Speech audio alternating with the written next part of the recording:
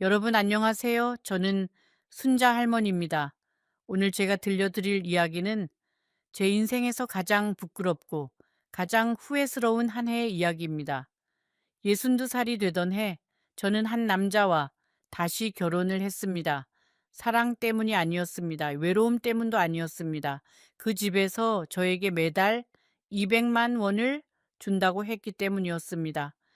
지금 이 이야기를 시작하는 이 순간에도 제 손은 떨리고 있습니다. 왜냐하면 저는 지금 그 집에서 도망쳐 나와 어느 작은 모텔방에 앉아 이 글을 쓰고 있기 때문입니다. 가방 하나, 통장 한 권, 그리고 평생 모은 부끄러움만 들고서 말입니다. 처음 그 제안을 들었을 때 저는 솔직히 마음이 흔들렸습니다. 환갑이 넘은 여자가 매달 200만 원이라는 돈을 어디서 만지겠습니까? 식당 설거지를 해도 요양보호사 자격증을 따도 그만한 돈은 손에 쥐기 어려운 나이였습니다. 그래서 저는 그 손을 잡았습니다. 잡지 말았어야 할 그 손을 말입니다. 잠시 후 여러분께 그 집안에서 제가 본 것들을 하나씩 말씀드리겠습니다. 왜 제가 한밤중에 신발도 제대로 신지 못한 채 그 대문을 넘었는지, 왜 제 친아들조차 제 전화를 받지 않게 되었는지, 혹시 여러분 주변에도 늦은 나이에 재혼을 고민하시는 분이 계시다면 댓글로 한마디만 남겨주세요. 그리고 저처럼 외로운 노년을 보내시는 분들을 위해 이 채널을 구독해 주신다면 큰 힘이 되겠습니다. 제 첫 남편은 제가 58이 되던 해에 세상을 떠났습니다. 평생 성실한 사람이었지만 술을 좋아했고 간이 망가져 오래 앓다가 조용히 눈을 감았습니다. 장례식이 끝나고 며느리가 제 손을 잡으며 말했습니다. 어머님, 이제 저희랑 같이 사세요. 그 말 한마디에 저는 펑펑 울었습니다. 세상에 나 혼자 남은 게 아니구나. 그렇게 생각했습니다. 하지만 그 다정함은 오래가지 않았습니다. 한 달, 두 달이 지나고 반년이 지나자 며느리의 눈빛은 달라졌습니다. 제가 부엌에 들어가면 한숨을 쉬었고, 제가 손주를 안으면 손주를 빼앗아 갔습니다. 아들은 처음에는 제 편이었습니다. 그러나 시간이 지나자 아들도 입을 닫았습니다. 부부 사이에서 어머니를 두둔하는 일이 얼마나 피곤한 일인지 저는 그제야 알게 되었습니다. 어느 날 밤 저는 화장실에 가려고 일어났다가 안방에서 흘러나오는 두 사람의 목소리를 듣고 말았습니다. 당신 어머니, 언제까지 저렇게 사실 거야? 그럼 어떡해? 이 갈대가 없잖아. 그 한마디가 제 가슴에 못이 되어 박혔습니다. 갈데가 없는 사람, 예순이 넘은 어미가 자식집에서 듣게 된 자기 이름이 그것이었습니다. 다음 날 아침, 저는 아무 일도 없었던 것처럼 아침상을 차렸습니다. 된장찌개를 끓이고 손주가 좋아하는 계란말이를 부치고 며느리 앞에 따뜻한 밥 한 그릇을 놓았습니다. 그러나 그 순간부터 제 마음속에서는 어떤 결심 같은 것이 자라기 시작했습니다. 나가야 한다. 어떻게든 이 집에서 나가야 한다. 문제는 돈이었습니다. 남편이 남긴 작은 보험금은 장례비로 거의 다 썼고 제 명의로 된 집 한 칸 없었습니다. 국민연금은 한 달에 40만 원 남짓. 그 돈으로는 단칸방 월세도 빠듯했습니다. 그렇게 저는 매일 밤 천장을 올려다보며 한숨을 쉬는 사람이 되어갔습니다. 그러던 어느 봄날 동네 경로당에서 오래된 친구 영자를 만났습니다. 영자는 저보다 2살 많았는데 얼굴이 환했습니다. 옷도 깨끗했고 손에는 새 가방을 들고 있었습니다. 순자야, 너 요즘 얼굴이 왜 그래? 무슨 일 있어? 저는 그 한마디에 그만 눈물을 흘리고 말았습니다. 영자는 제 손을 잡고 조용히 말했습니다. 내가 좋은 자리 하나 알아봐 줄까? 그 좋은 자리라는 것이 바로 재혼 자리였습니다. 영자는 결혼정보회사를 통해서가 아니라 동네 어른들 사이에서 아름아름으로 전해지는 자리를 소개해 주겠다고 했습니다. 상대 남자는 70살이고 부인이 10년 전에 먼저 갔대. 자식이 둘이 있는데 큰아들이 사업을 크게 한다더라. 그 큰아들이 아버지 모셔줄 사람을 찾고 있다는 거야. 저는 처음엔 손사래를 쳤습니다. 이 나이에 무슨 재혼이냐고, 남세스럽지도 않냐고. 그러자 영자가 정색을 하고 말했습니다. 순자야, 남세스러운 게 뭐가 중요해. 자식 눈치 안 보고 내 밥 내가 차려 먹는 게 더 중요하지. 그리고 영자는 한마디를 덧붙였습니다. 그 집에서 같이 살아주는 조건으로 매달 200만 원을 주겠다고 하는데 200만 원. 그 숫자가 제 머릿속에서 떠나지 않았습니다. 한 달에 200만 원이면 1년이면 2,400만 원, 10년이면 2억이 넘는 돈이었습니다. 그 돈이면 작은 전셋집이라도 마련할 수 있을 것 같았습니다. 늙어서 자식한테 손 벌리지 않고 내 발로 걸어 다닐 수 있을 것 같았습니다. 며칠을 고민한 끝에 저는 영재에게 전화를 걸었습니다. 그 자리 한번 만나볼게. 그리고 그 한마디가 제 인생의 마지막 1년을 송두리째 흔들어 놓는 시작이었습니다. 네, 만남은 종로의 어느 한정식집에서 이루어졌습니다. 상대 남자는 박 씨라고 했습니다. 키가 크고 머리는 거의 다 샜지만 옷차림이 단정했습니다. 옆자리에는 그 큰아들이라는 사람이 앉아 있었습니다. 40대 후반쯤 되어 보이는 양복을 입은 사람이었습니다. 그런데 이상하게도 그 큰아들의 눈빛이 저를 자꾸 불편하게 만들었습니다. 저를 보는 것이 아니라 저를 평가하는 눈빛이었습니다. 식사를 하는 동안 말은 거의 그 큰아들이 했습니다. 아버지가 10년째 혼자 사시는데 건강이 점점 나빠지신다. 아침 저녁으로 약을 챙겨 드릴 사람이 필요하다. 자기는 일이 바빠서 자주 가보지 못한다. 어머님이 좋은 분이라고 들었습니다. 같이 사시면서 아버지 곁에 있어 주시기만 하면 됩니다. 매달 200만 원은 어머님 명예 통장으로 따로 넣어 드리겠습니다. 저는 박씨 어른의 얼굴을 살폈습니다. 박씨 어른은 거의 말이 없었습니다. 그저 음식을 천천히 드시면서 가끔 저를 한 번씩 쳐다볼 뿐이었습니다. 저는 그 침묵이 무슨 뜻인지 그때는 알지 못했습니다. 지금 와서 생각해 보면 그 침묵 속에는 이미 많은 것이 담겨 있었습니다. 한 달 후, 저는 작은 결혼식도 없이 박 씨 어른의 집으로 짐을 옮겼습니다. 혼인신고는 하지 않았습니다. 큰아들이 그렇게 하자고 했습니다. 어머님, 법적인 절차는 천천히 해도 됩니다. 일단 같이 지내보시고요.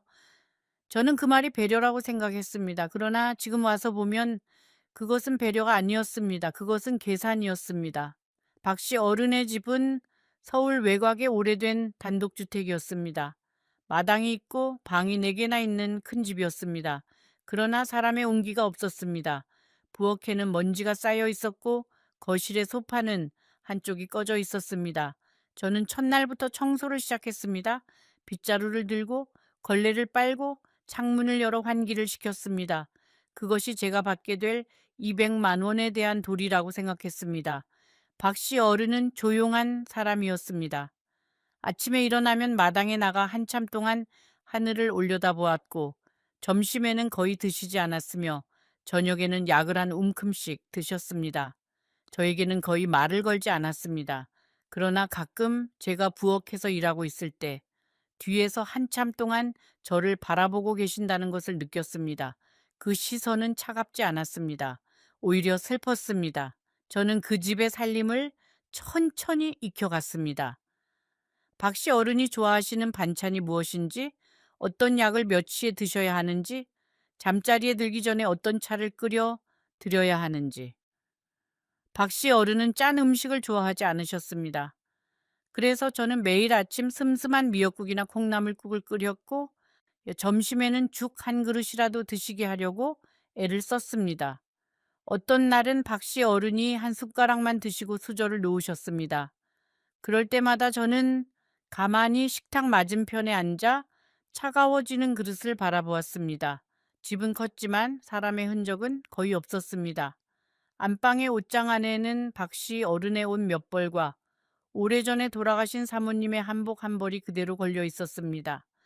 그 한복을 처음 보았을 때 저는 옷장 문을 한참 동안 닫지 못했습니다. 10년이 지나도록 사모님의 옷을 그대로 두신 분의 마음을 저는 감히 헤아리지 못했습니다. 그리고 그 옆자리에 제 옷을 걸어둔다는 것이 어쩐지 죄스럽게 느껴졌습니다. 그래서 저는 제 옷을 작은 방의 작은 옷장에 따로 정리해 두었습니다. 밤이 되면 박 씨 어른은 안방으로 들어가셨고 저는 작은 방에서 잤습니다. 우리는 처음부터 그렇게 약속한 것이 아니었지만 어느새 그것이 자연스러운 일이 되어 있었습니다.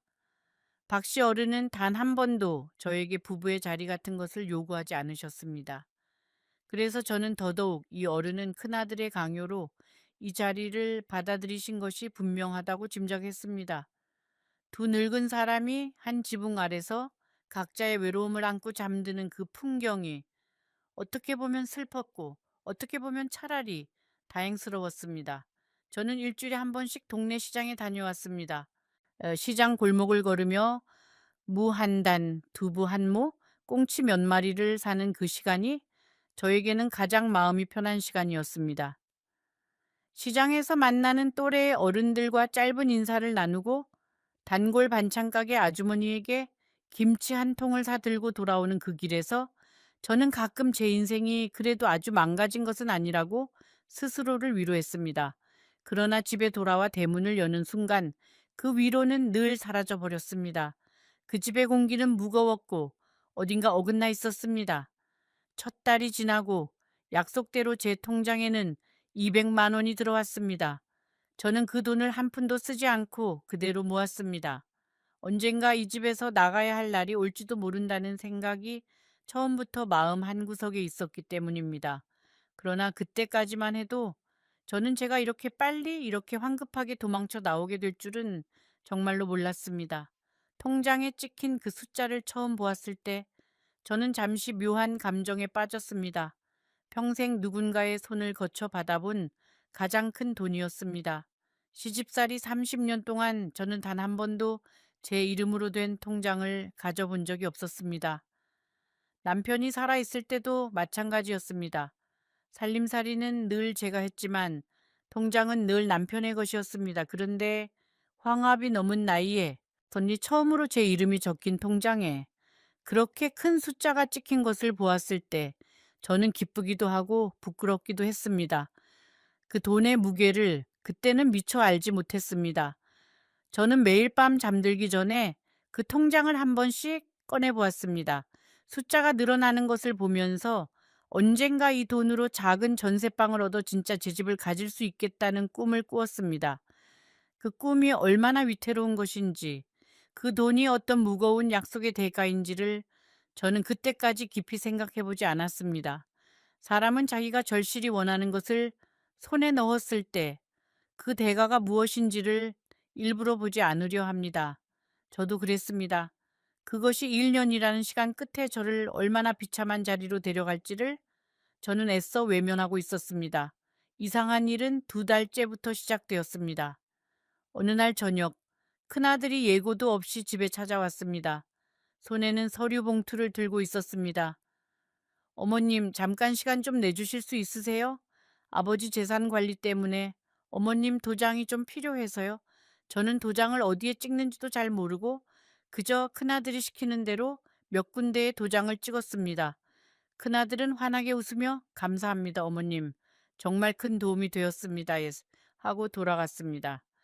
그날 밤 박 씨 어른은 평소보다 더 오래 마당에 서 계셨습니다. 그리고 들어오시면서 처음으로 저에게 말을 거셨습니다. 순자 씨. 예, 어르신. 오늘 도장 찍은 거 무슨 서류인지 보셨습니까? 저는 고개를 저었습니다. 박 씨 어른은 한참 동안 저를 바라보시다가 깊은 한숨을 내쉬며 말씀하셨습니다. 앞으로 무슨 종이든 함부로 도장 찍지 마세요. 부탁입니다. 그 한마디가 제 가슴에 작은 균열을 만들었습니다. 그날부터 저는 큰아들이 오는 날이면 가슴이 두근거렸습니다.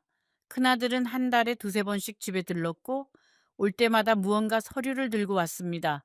어떤 날은 박 씨 어른의 도장을 받아갔고 어떤 날은 저에게도 도장을 요구했습니다. 저는 박 씨 어른의 부탁을 떠올리며 이런저런 핑계를 대고 도장을 찍지 않았습니다. 그러자 큰아들의 태도가 조금씩 변하기 시작했습니다. 처음에는 어머님, 어머님 하며 깍듯하던 사람이 어느 순간부터 아주머니라고 부르기 시작했습니다. 저는 그 호칭의 변화에서 어떤 차가운 것을 느꼈습니다. 그리고 그 무렵부터 매달 들어오던 200만 원도 늦어지기 시작했습니다. 한 달이 늦고 2달이 늦고 결국 어느 달에는 절반밖에 들어오지 않았습니다. 큰아들은 올 때마다 손에 작은 선물을 들고 왔습니다. 어떤 날은 한과 한 상자, 어떤 날은 비싸 보이는 인삼차 한 통, 어떤 날은 제 이름이 새겨진 손수건, 그 선물들은 다정해 보였지만 받을 때마다 저는 가슴이 답답했습니다. 아무런 이유 없이 받는 호의는 늘 무엇인가의 대가를 요구한다는 것을 저는 살면서 배워왔기 때문입니다. 그래서 어느 날부터 저는 그 선물들을 받자마자 부엌 찬장 깊숙이 넣어두고 손도 대지 않았습니다. 큰아들은 가끔 박씨 어른이 잠드신 늦은 시간에 저를 따로 불러 거실에 앉히곤 했습니다. 아주머니, 아버지가 요즘 정신이 좀 흐려지신 것 같지 않아요? 저는 깜짝 놀랐습니다. 박씨 어른은 누구보다도 또렷하셨기 때문입니다. 어르신은 멀쩡하신데요. 그러자 큰아들은 미소를 지으며 말했습니다. 아주머니가 잘 모르셔서 그래요. 가족이 보면 알아요. 아버지가 가끔 이상한 말씀을 하시거든요. 곧 정신감정 한번 받으셔야 할지도 몰라요. 그 말이 저를 한참 동안 잠 못 들게 했습니다. 정신감정, 그 단어가 무엇을 뜻하는지 저도 어렴풋이 알고 있었습니다. 만약 박씨 어른이 정신적으로 온전치 않다고 판정되면 그분의 모든 결정권은 가족 중 누군가에게 넘어가게 됩니다. 그리고 그 누군가는 분명히 큰아들이 될 것이었습니다. 저는 그날 밤 새벽까지 천장을 올려다보며 큰아들이 무엇을 계획하고 있는지를 곰곰이 생각했습니다. 다음 날 아침, 저는 평소보다 일찍 일어나 박씨 어른의 약을 챙겼습니다. 박씨 어른은 늘 그렇듯 마당에 서서 하늘을 올려다보고 계셨습니다. 저는 따뜻한 보리차 한 잔을 들고 그 옆으로 갔습니다. 어르신 차 한 잔 드세요. 박씨 어른은 말없이 잔을 받아 드시고는 한참 후에 조용히 말씀하셨습니다. 순자 씨, 저는 정신이 멀쩡합니다. 누가 무엇라 해도 저는 제 정신입니다.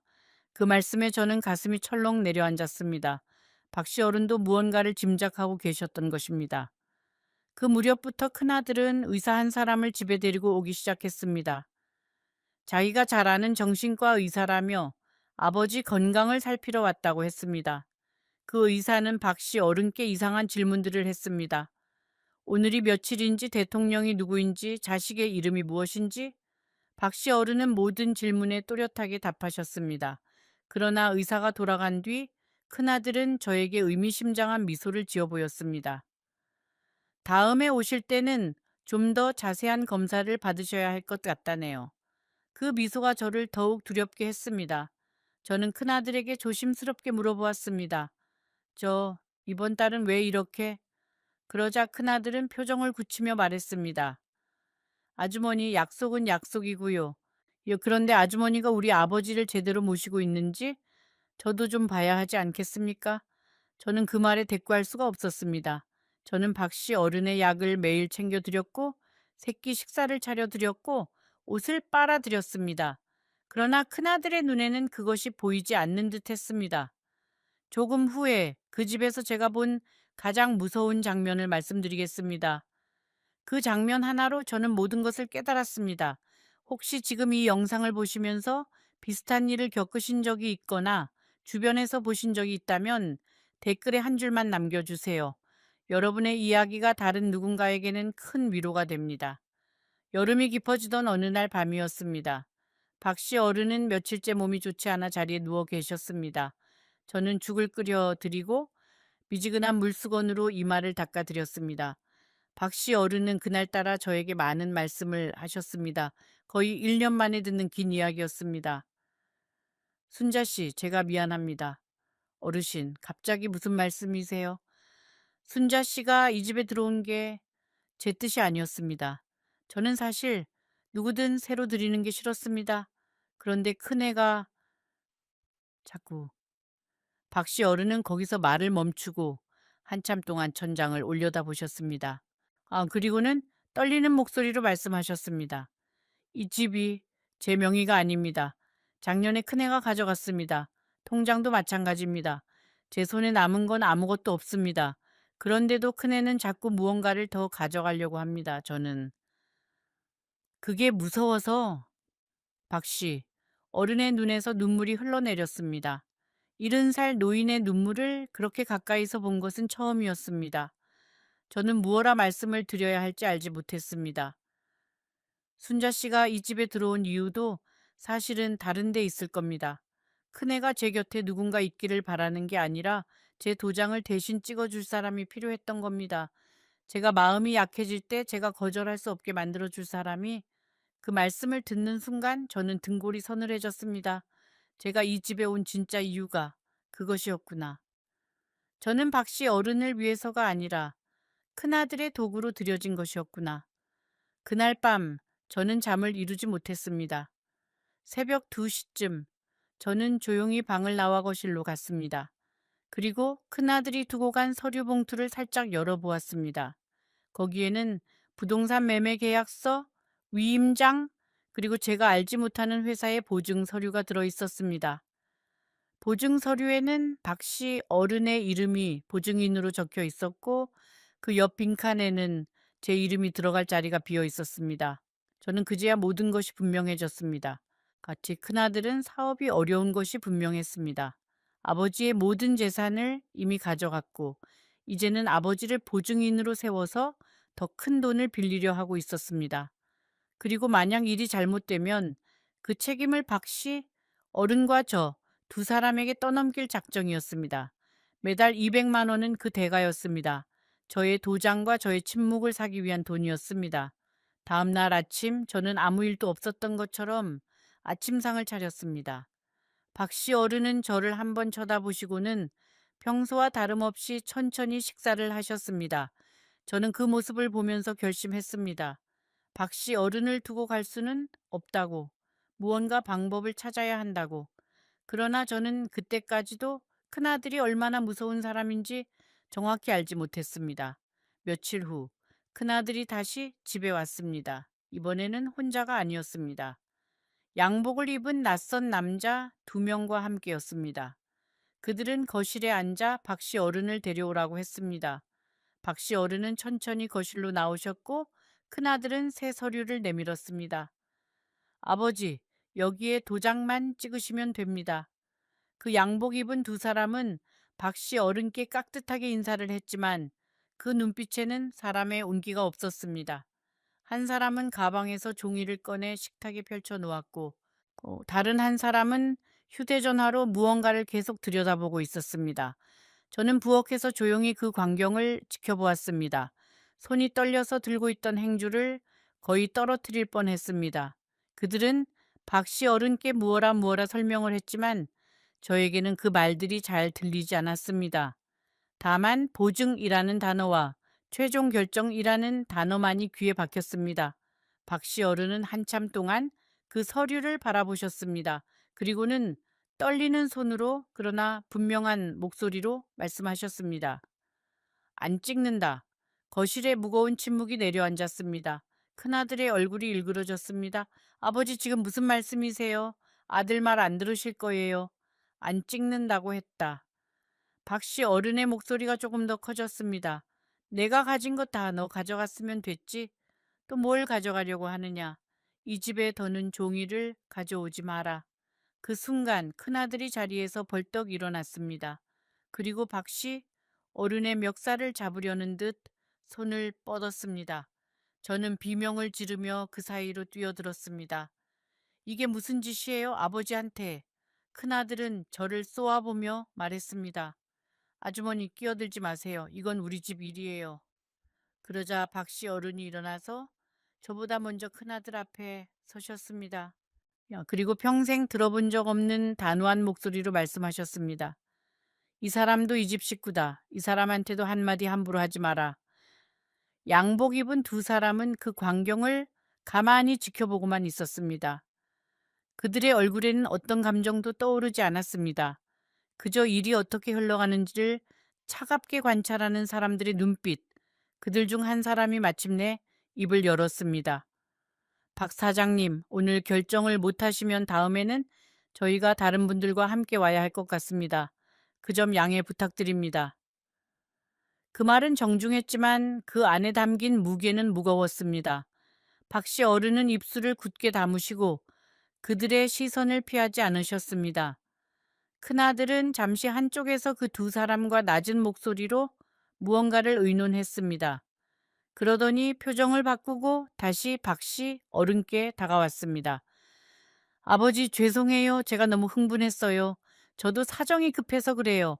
한 번만 도와주시면 다시는 이런 일로 아버지 귀찮게 안 할게요. 그 목소리에는 갑자기 눈물이 섞여 있었습니다. 어린아이가 어른에게 떼를 쓰는 듯한, 그러나 그 안에 어떤 절박함이 분명히 있는 그런 목소리. 박씨 어른은 그 모습을 한참 동안 바라보셨습니다. 자식을 바라보는 부모의 눈빛이 어떤 것인지 저는 그날 처음으로 정확히 보았습니다. 그것은 사랑도 아니고 미움도 아닌 그저 한없는 슬픔이었습니다. 그러나 박씨 어른은 끝내 도장을 찍지 않으셨습니다. 큰아야, 너 사정이 급한 거 이 아버지가 모르지 않는다. 그러나 이번에는 안 된다. 이 도장을 찍으면 너도 죽고 나도 죽는다. 너를 살리는 길이 도장을 찍는 게 아니다. 큰아들의 얼굴이 다시 차갑게 굳었습니다. 그는 양복 입은 두 사람에게 눈짓을 하고는 서류를 챙겨 자리에서 일어났습니다. 떠나기 전 그가 저를 향해 던진 그 한마디가 며칠 동안 제 귓가에서 떠나지 않았습니다. 그날 큰아들은 결국 서류를 들고 돌아갔습니다. 그러나 그가 돌아가면서 저에게 던진 한마디가 저를 며칠 동안 잠 못 들게 했습니다. 아주머니, 잘 생각하세요.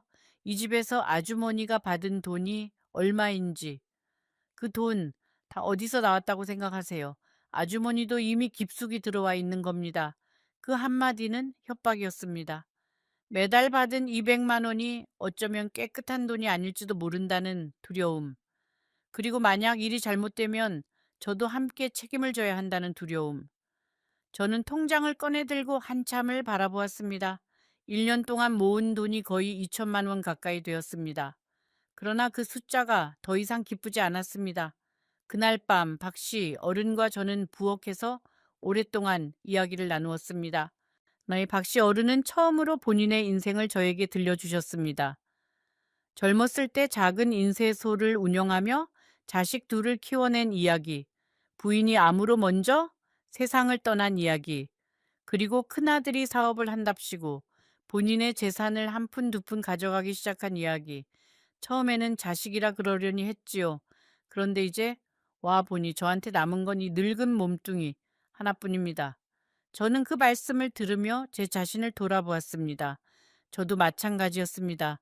며느리에게 등 떠밀려 나오다시피 한 그 집 손주를 안아보지도 못하게 하던 그 집, 그곳을 떠나면서 저는 무엇을 얻었나? 매달 200만 원이라는 돈을 위해 저는 또 다른 누군가의 비참함 위에 제 노년을 올려놓고 있었던 것입니다. 저는 박씨 어른께 조심스럽게 여쭈었습니다. 어르신, 혹시 어디 도움받으실 만한 데는 없으세요? 친척이라든가 친구분이라든가. 박씨 어른은 쓸쓸하게 웃으셨습니다. 다 끊겼습니다. 큰애가 사업한답시고 여기저기서 돈을 빌리는 바람에 친척들도 이제는 제 전화도 안 받습니다. 그럼 둘째 자제분은요? 둘째는 저 미국에 있습니다. 10년 전에 떠나서 아예 연락을 끊었습니다. 형 때문에 진절머리가 났다고 하더군요. 저는 한참을 생각하다가 조심스럽게 한 가지 제안을 드렸습니다. 어르신, 경찰이나 노인보호기관에 연락해 보시는 건 어떨까요? 요즘은 노인 학대나 재산 갈취 같은 일에 대해서 도움을 주는 곳들이 많이 있다고 들었습니다. 박씨 어른은 고개를 가로저으셨습니다. 순자 씨, 자식을 신고하는 부모가 어디 있겠습니까? 차라리 내가 다 짊어지고 가는 게 낫지요. 그 말씀에 저는 더 이상 아무 말도 할 수 없었습니다.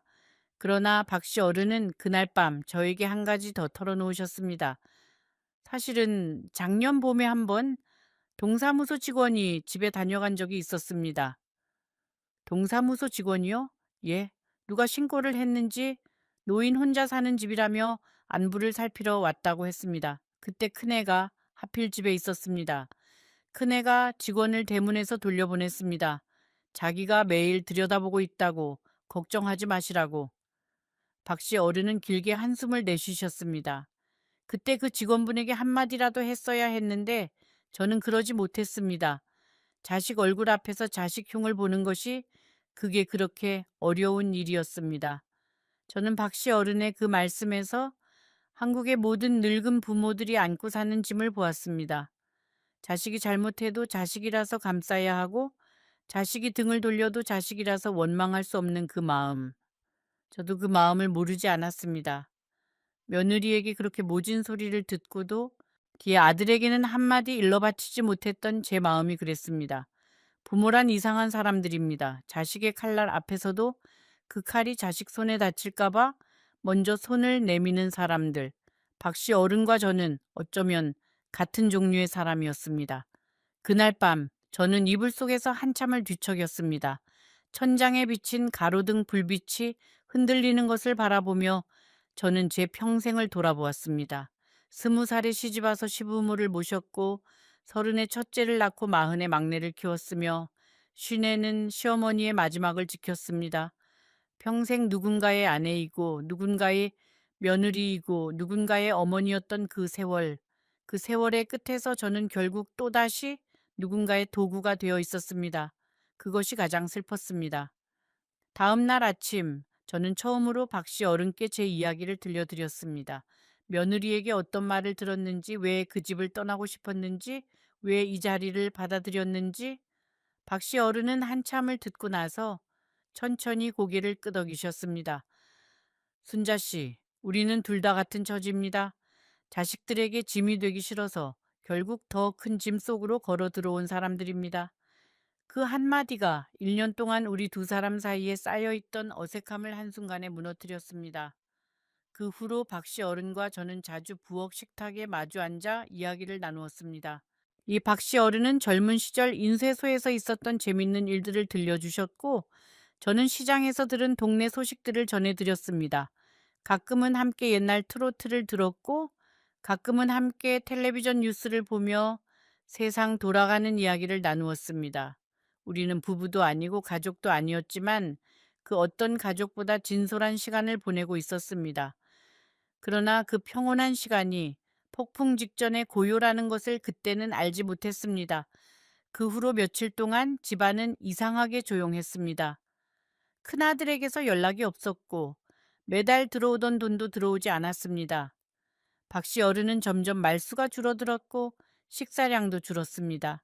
저는 무언가 큰일이 다가오고 있다는 예감을 떨칠 수 없었습니다. 그리고 그 예감은 곧 현실이 되었습니다. 그 며칠 사이 저는 박씨 어른의 곁에서 한 발자국도 떨어지지 않았습니다. 박씨 어른이 마당에 나가시면 저도 마당으로 나가 빨래를 널었고, 박씨 어른이 거실에서 텔레비전을 보시면 저도 그 옆에서 마늘을 까며 함께 앉아 있었습니다. 누가 시킨 것도 아니었고 박씨 어른이 부탁하신 것도 아니었습니다. 그저 어른을 혼자 두면 안 될 것 같다는 마음이 저절로 들었습니다.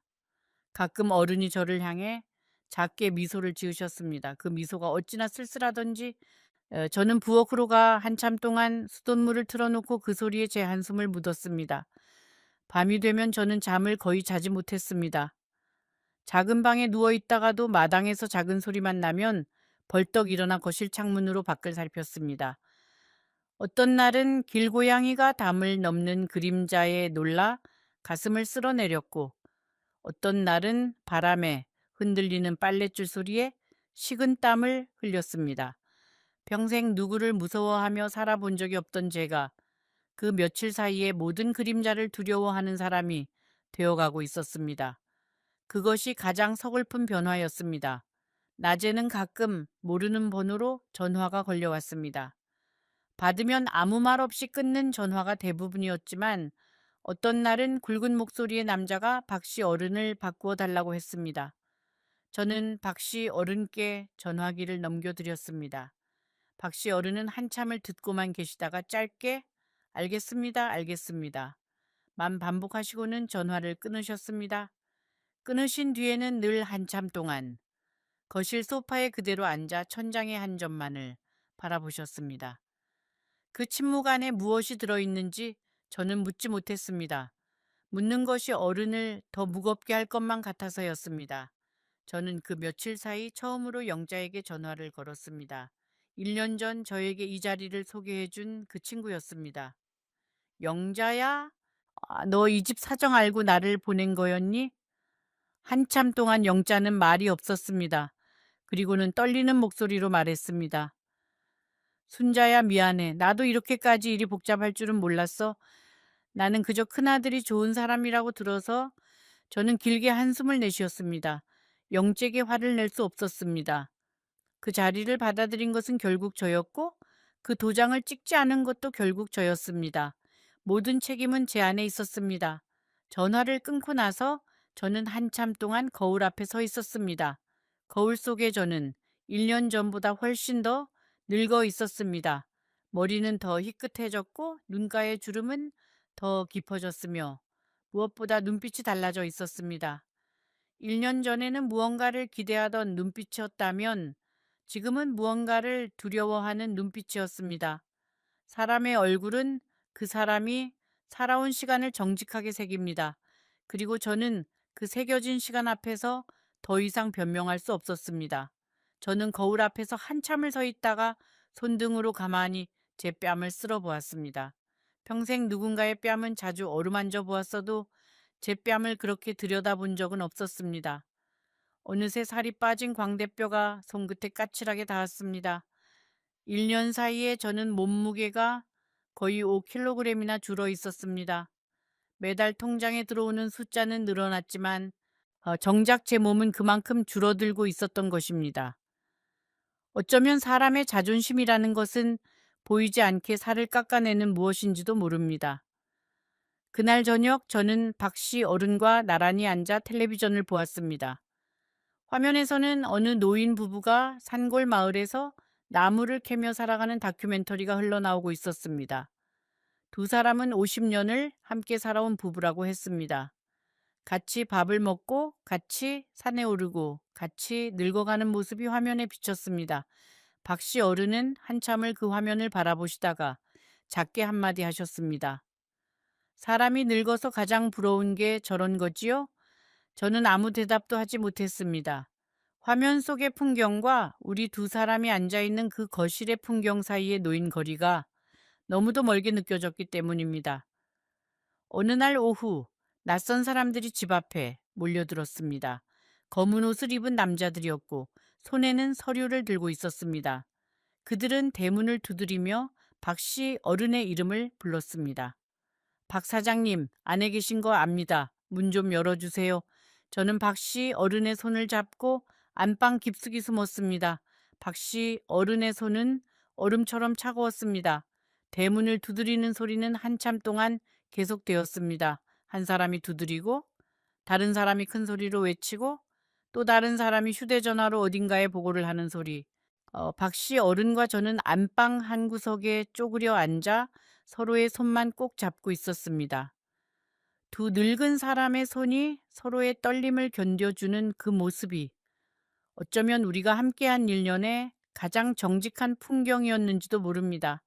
그 순간 저는 매달 받은 200만 원이 무슨 의미였는지를 한 번 더 깨달았습니다. 그것은 돈이 아니라 제 인생의 마지막 자존심을 사들이려 한 값이었습니다.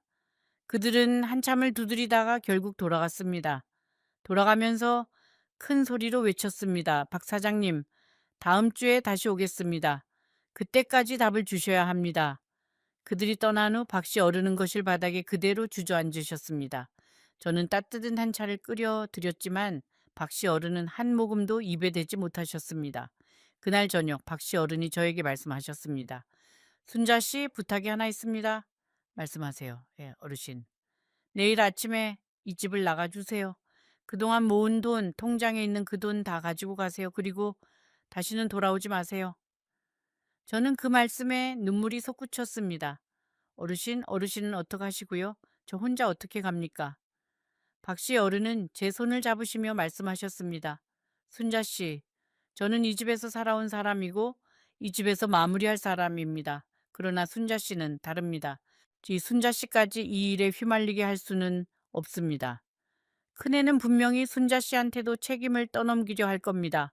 도장 한 번이라도 찍은 게 있으면 그걸로 엮으려 할 겁니다. 지금이라도 떠나야 합니다. 저는 밤새도록 고민했습니다. 가야 하나, 남아야 하나. 1년 동안 정이 든 이 노인을 두고 가는 것이 사람의 도리인가? 아니면 살아남기 위해 떠나는 것이 옳은 일인가? 새벽 5시쯤 저는 결심을 굳혔습니다. 가방을 싸기 시작했습니다. 옷 몇 벌, 통장, 도장, 그리고 평생 간직해온 작은 사진 한 장. 가방을 싸는 동안 저는 작은 방 한 구석에 쪼그려 앉아 한참을 울었습니다. 떠난다는 것은 결국 박씨 어른의 마지막 순간을 혼자 견디시게 만드는 일이었습니다. 1년 동안 저는 그 어른의 약을 챙기고 식사를 차리며 어른의 일상을 제 손으로 지탱해 왔습니다. 그런데 가장 무거운 순간에 제가 그 자리를 비운다는 것이 사람으로서 옳은 일일까? 그러나 박씨 어른의 부탁이 떠올랐습니다. 순자 씨까지 이 일에 휘말리게 할 수는 없습니다. 그 말씀 속에는 어른이 어른 자신보다 저를 먼저 걱정하셨다는 사실이 들어 있었습니다. 그 마음을 저버리는 것이 오히려 더 큰 죄가 될 수도 있었습니다. 저는 짐을 다 싸고 나서 부엌으로 갔습니다. 마지막으로 박씨 어른의 아침상을 차려두기로 마음먹었습니다. 이 따뜻한 흰쌀밥을 한 그릇 푸고 어제 끓여둔 미역국을 두고 김치와 콩자반과 계란말이를 작은 접시에 담았습니다. 그리고 식탁 한가운데에 보온 덮개를 씌워 두었습니다. 어른이 일어나셔서 이 상을 보시면 적어도 제가 끝까지 어른을 미워하며 떠난 것은 아니라는 사실은 아실 수 있을 것 같았습니다. 그것이 1년 동안 받은 모든 것에 대한 제가 드릴 수 있는 마지막 인사였습니다. 상을 다 차린 뒤 저는 부엌 한 구석에 서서 그 집을 천천히 둘러보았습니다. 1년 동안 매일같이 닦았던 식탁, 매일같이 끓였던 가스레인지, 매일같이 열었던 냉장고, 어떤 사람들에게는 평범한 살림이지만 저에게는 그것이 1년 동안 제가 살아낸 시간 그 자체였습니다. 짧다면 짧고 길다면 긴 그 시간이 새벽의 어둠 속에서 한꺼번에 제 가슴을 스쳐 지나갔습니다. 저는 안방 문 앞에서 한참을 망설였습니다. 마지막으로 박씨 어른의 잠든 얼굴을 한 번만 보고 싶었습니다. 문틈으로 살며시 들여다보니 어른은 이불을 가슴께까지 끌어올린 채 천천히 숨을 쉬고 계셨습니다. 그 모습이 너무 작아 보였습니다. 이른의 남자, 평생 인쇄소를 지키며 두 자식을 키워낸 한 가장이 그 새벽에는 그저 외롭고 작은 한 사람의 노인이었습니다. 네. 저는 문 앞에서 깊이 머리를 숙였습니다. 어른이 들으실 수 없는 인사였지만 그것은 제가 제 자신에게 약속한 인사이기도 했습니다. 어른의 마지막 자존심을 지켜드리겠다는 조용한 약속이었습니다. 그러나 가방을 싸면서 저는 박씨, 어른께 한 가지 약속을 마음속으로 드렸습니다. 이 집을 나간다고 해서 어르신을 잊지 않겠다는 약속이었습니다. 안전한 곳에 도착하면 노인보호기관에 연락을 드리겠다고. 어르신이 직접 자식을 신고하지 못하신다면 제가 대신 도움을 청해 드리겠다고. 그것이 1년 동안 받은 그 돈에 대한 제 마지막 도리라고 생각했습니다. 조금 후에 그날 새벽 제가 그 대문을 어떻게 넘었는지 그리고 그 후에 어떤 일들이 벌어졌는지 말씀드리겠습니다. 곧 여러분이 가장 놀라게 될 부분이 나옵니다. 새벽 6시. 저는 가방을 들고 안방을 나섰습니다. 박씨 어른은 잠들어 계셨습니다. 아니, 잠든 척하고 계셨는지도 모릅니다. 저는 어른의 머리맡에 작은 쪽지 하나를 놓아두었습니다. 어르신 꼭 다시 뵙겠습니다. 그때까지 부디 건강하세요. 그리고 저는 신발을 들고 발소리를 죽이며 마당을 가로질렀습니다. 마당의 작은 화단에는 제가 봄에 심어둔 봉숭아가 아직 몇 송이 피어 있었습니다. 저는 그 앞에서 잠시 멈췄습니다. 1년 전에 이 집에 들어와서 가장 먼저 한 일이 그 화단에 흙을 갈고 꽃씨를 심은 일이었습니다.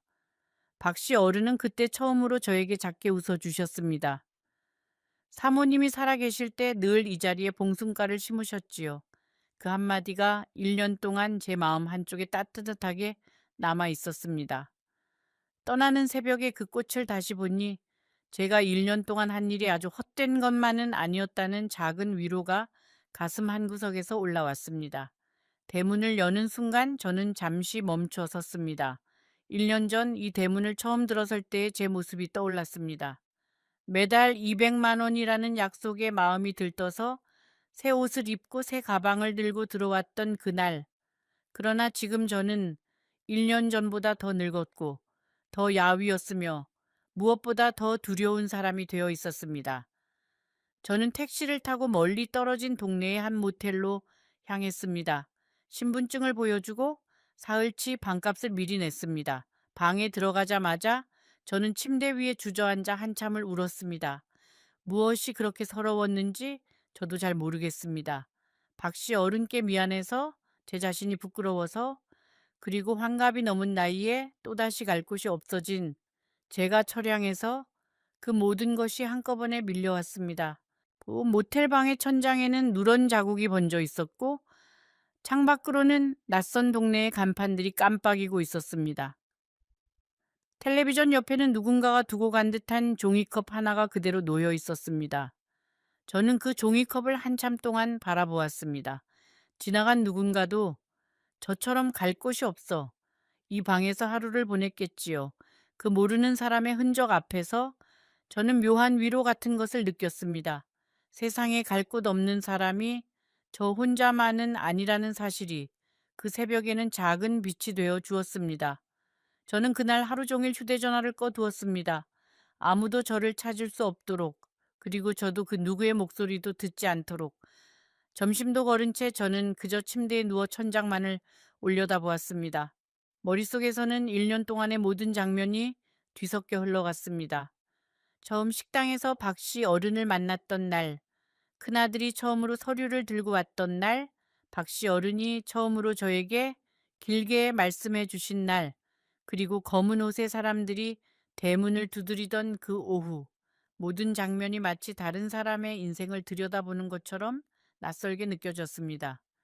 다음 날 아침 저는 약속한 대로 노인보호기관에 전화를 걸었습니다. 떨리는 목소리로 박 씨 어른의 상황을 설명했습니다. 자식이 아버지의 모든 재산을 가져갔고 이제는 아버지를 보증인으로 세우려 한다고, 낯선 사람들이 집 앞까지 찾아오고 있다고 전화를 받은 직원분은 차분한 목소리로 말씀하셨습니다. 어머님, 잘 알려주셨습니다. 저희가 바로 확인해 보겠습니다. 그리고 어머님도 안전한 곳으로 가셔야 할 것 같습니다. 전화를 끊고 나서 저는 한참 동안 휴대전화를 손에 쥐고 가만히 앉아 있었습니다. 평생 누군가에게 도움을 요청한 적이 없는 사람이 처음으로 낯선 기관에 제 사정을 털어놓은 그 순간이 너무도 무겁게 느껴졌습니다. 그러나 동시에 무언가 한 짐을 내려놓은 듯한 가벼움도 함께 찾아왔습니다. 박 씨 어른께 드린 마지막 약속을 지킨 것입니다. 비록 어른의 곁을 떠난 사람이지만 적어도 어른을 그 어둠 속에 완전히 혼자 두고 오지는 않았다는 작은 안도였습니다. 그날 오후 저는 아들에게 전화를 걸었습니다. 1년 동안 거의 연락하지 않았던 아들이었습니다. 신호음이 한참 울리고 마침내 아들이 전화를 받았습니다. 엄마, 웬일이세요? 저는 그 한마디에 또 눈물이 났습니다. 어떻게 말을 시작해야 할지, 어떻게 사정을 설명해야 할지 알 수 없었습니다. 아들아, 엄마가 좀 어려운 일이 있어서. 아들은 한참 동안 말이 없었습니다.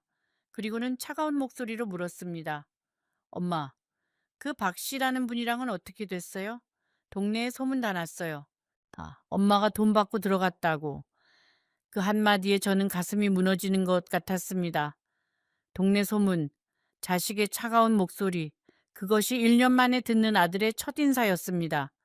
저는 모든 것을 솔직하게 말씀드렸습니다. 왜 그 자리에 들어갔는지, 그 집에서 무슨 일이 있었는지, 왜 도망치듯 나왔는지, 한마디 한마디가 입 밖으로 나올 때마다 저는 부끄러움에 얼굴이 화끈거렸습니다. 자식 앞에서 어미가 자기 잘못을 인정한다는 것이 그렇게 어려운 일인 줄을 그날 처음 알았습니다. 그러나 동시에 그렇게 솔직히 말하고 나니 마음 한구석이 비로소 가벼워졌습니다. 평생 자식 앞에서 강한 척, 모든 것을 알고 있는 척 했던 그 어미가 마침내 약한 한 사람으로 자식 앞에 섰던 순간이었습니다. 아들은 한참을 듣고 나서 말했습니다. 엄마, 일단 그 모텔 주소 알려주세요. 제가 오늘 저녁에 갈게요. 그 한마디가 1년 동안 메말랐던 제 마음에 한 방울의 물 같았습니다. 그날 저녁 아들이 모텔로 왔습니다. 1년 만에 보는 아들의 얼굴은 많이 야위어 있었습니다. 아들은 저를 보자마자 한참을 아무 말도 하지 않았습니다. 그러다가 마침내 입을 열었습니다. 엄마, 죄송해요. 저는 고개를 저었습니다. 아니다, 죄송해야 할 사람은 엄마다. 아들은 모텔방의 작은 의자에 앉아 네 손에 들고 온 검은 비닐봉투를 한참 동안 만지작거렸습니다. 그 안에는 따뜻한 죽 한 그릇과 제가 좋아하는 단호박 식혜 한 병이 들어 있었습니다. 엄마 아침부터 뭐 아무것도 못 드셨을 것 같아서요. 그 한마디에 저는 또 눈물이 솟구쳤습니다. 1년 동안 누구도 저에게 끼니를 챙겨준 사람이 없었습니다. 매달 200만 원을 받으면서도 저는 늘 누군가의 끼니를 차리는 사람이었지 누군가가 저의 끼니를 걱정해 준 적은 없었습니다. 그 죽을 한 숟가락 떠 입에 넣으면서 저는 비로소 제가 살아있다는 것을 다시 느꼈습니다. 아들은 저에게 며느리와 있었던 일들을 털어놓았습니다. 사실은 자기도 며느리와 사이가 좋지 않다고 했습니다.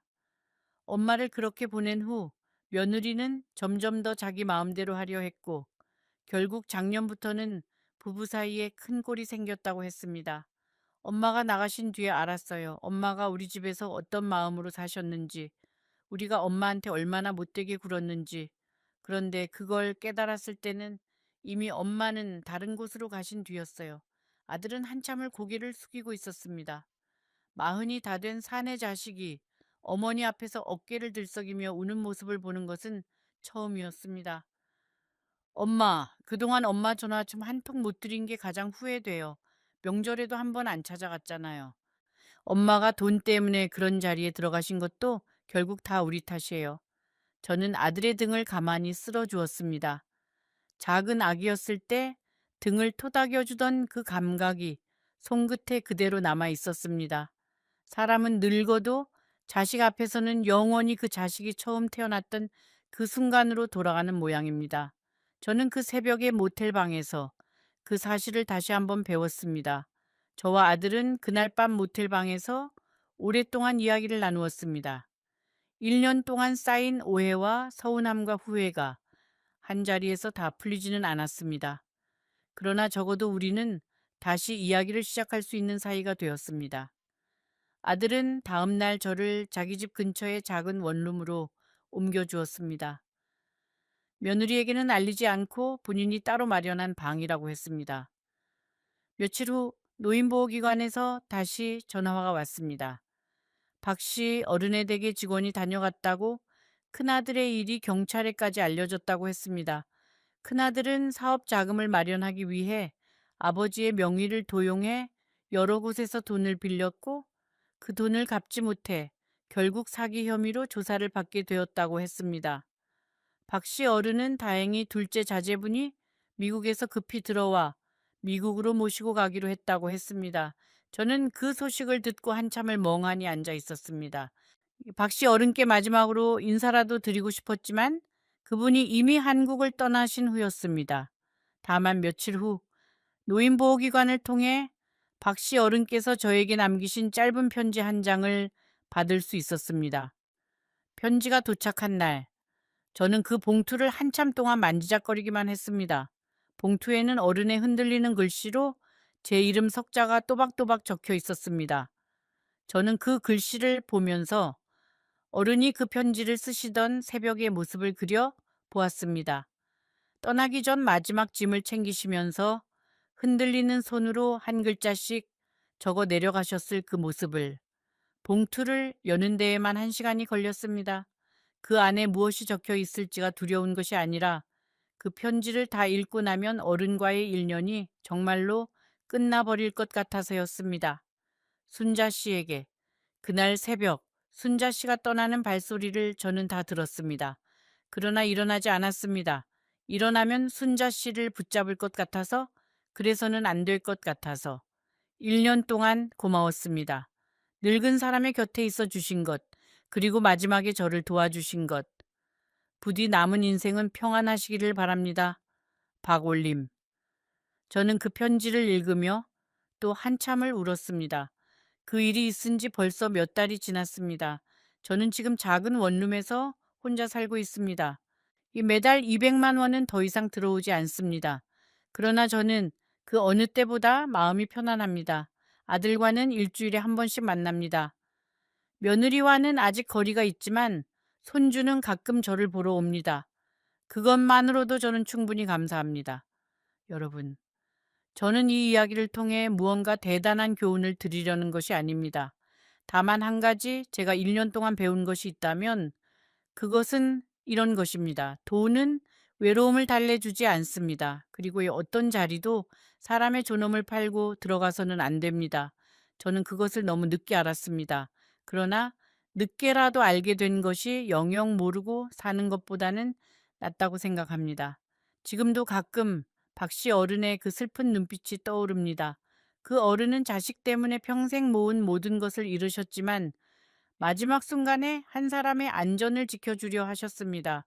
저는 그 마음 앞에서 제가 얼마나 작은 사람이었는지를 깨달았습니다. 매달 200만 원이라는 돈을 조차 그 집에 들어갔던 제 모습이 지금도 부끄럽습니다. 혹시 지금 이 영상을 보시는 분들 중에 늦은 나이에 외로움을 견디지 못해 무언가 큰 결정을 앞두고 계신 분이 있다면 부디 한 번만 더 생각해 보시기를 바랍니다. 그 결정의 뒤에 있는 사람들의 진짜 의도가 무엇인지, 그 약속된 돈의 출처가 어디인지, 그리고 그 일이 잘못되었을 때 누가 책임을 지게 되는지. 외로움은 무서운 감정이지만 외로움보다 더 무서운 것은 부끄러움입니다. 그리고 부끄러움보다 더 무서운 것은 자신의 존엄을 잃는 것입니다. 저는 오늘도 이 작은 방에서 창밖을 내다봅니다. 멀리 아파트 단지의 불빛이 하나둘 켜지고 누군가의 가족들이 저녁을 먹기 위해 모여 앉을 시간입니다. 저에게는 그런 가족이 더 이상 없습니다. 그러나 저는 외롭지 않습니다. 왜냐하면 저는 이제 제 자신을 부끄러워하지 않기 때문입니다. 그것 하나면 충분합니다. 이 이야기가 누군가에게는 낯설게 들릴지도 모르겠습니다. 그러나 저처럼 외롭고, 저처럼 흔들리고, 저처럼 잘못된 선택을 한 분들이 분명 어딘가에 계실 것입니다. 그분들께, 그리고 그분들의 자식들께 이 이야기가 작은 거울이 되었으면 합니다. 부모의 외로움을 돈으로 해결하려 하지 마시고 자식의 무관심을 부모가 돈으로 메우려 하지 마시기를 바랍니다. 오늘 제 이야기는 여기까지입니다. 만약 이 이야기가 여러분의 마음에 한 줄이라도 남았다면 잠시만 멈추어 생각해 주세요. 여러분 곁에 있는 늙은 부모 혹은 어딘가에서 외롭게 지내고 계실 어른들을, 그리고 만약 이 이야기가 여러분의 마음을 조금이라도 움직였다면 이 채널을 구독해 주세요. 다음에는 더 깊은 이야기로 다시 찾아뵙겠습니다. 이 이야기에 마음이 머무셨다면 지금 화면에 보이는 다음 영상을 꼭 이어서 봐주세요. 오늘 제가 들려드린 이야기보다 훨씬 더 가슴 깊은 곳을 울리는 이야기가 여러분을 기다리고 있습니다. 놓치지 마시고 지금 바로 그 영상으로 가주세요. 순자 할머니가 그곳에서 다시 여러분을 기다리고 있겠습니다. 작년 이맘때 저는 평생 모은 돈을 마지막 한 푼까지 손주의 이름으로 옮겨두었습니다. 통장을 건네던 그날 며느리는 제 손을 꼭 잡으며 어머니 덕분에 살았다고 말했습니다. 그런데 오늘 아침 저는 혼자 식은 밥을 드면서 문득 깨달았습니다. 그 손을 잡아주던 사람이 벌써 6달째 제 전화를 받지 않는다는 사실을요. 저는 순자입니다. 72이 되었고 서울 변두리의 작은 빌라 2층에 혼자 삽니다. 남편을 일찍 보내고 외아들 하나를 등에 업고 키웠습니다. 시장 좌판에서 나무를 다듬던 손이 식당 설거지로 옮겨가고 다시 남의 집 청소로 옮겨가는 동안에도 저는 한 번도 제 신세를 한탄하지 않았습니다. 아들이 대학을 마치고 좋은 사람을 만나 결혼을 하고 그 사이에서 손주가 태어났을 때 저는 비로소 제 인생의 모든 고생이 의미가 있었다고 믿었습니다. 그런데 사람의 마음이라는 것이 시간이 지나면 어떻게 변하는지 아십니까? 제가 그 변화를 알아챘을 때는 이미 너무 늦은 뒤였습니다. 처음에는 그저 바쁜 줄만 알았습니다. 아들은 회사 일이 많다고 했고 며느리는 아이 학원 일정이 빡빡하다고 했습니다. 저는 그 말을 한 번도 의심하지 않았습니다. 의심할 이유가 없었거든요. 명절이면 손주의 손을 잡고 찾아오던 그 모습이 네, 제 머릿속에는 여전히 어제 일처럼 선명했으니까요. 지금부터 제가 들려드릴 이야기는 어쩌면 여러분의 어머니나 이웃집 할머니의 이야기일지도 모릅니다.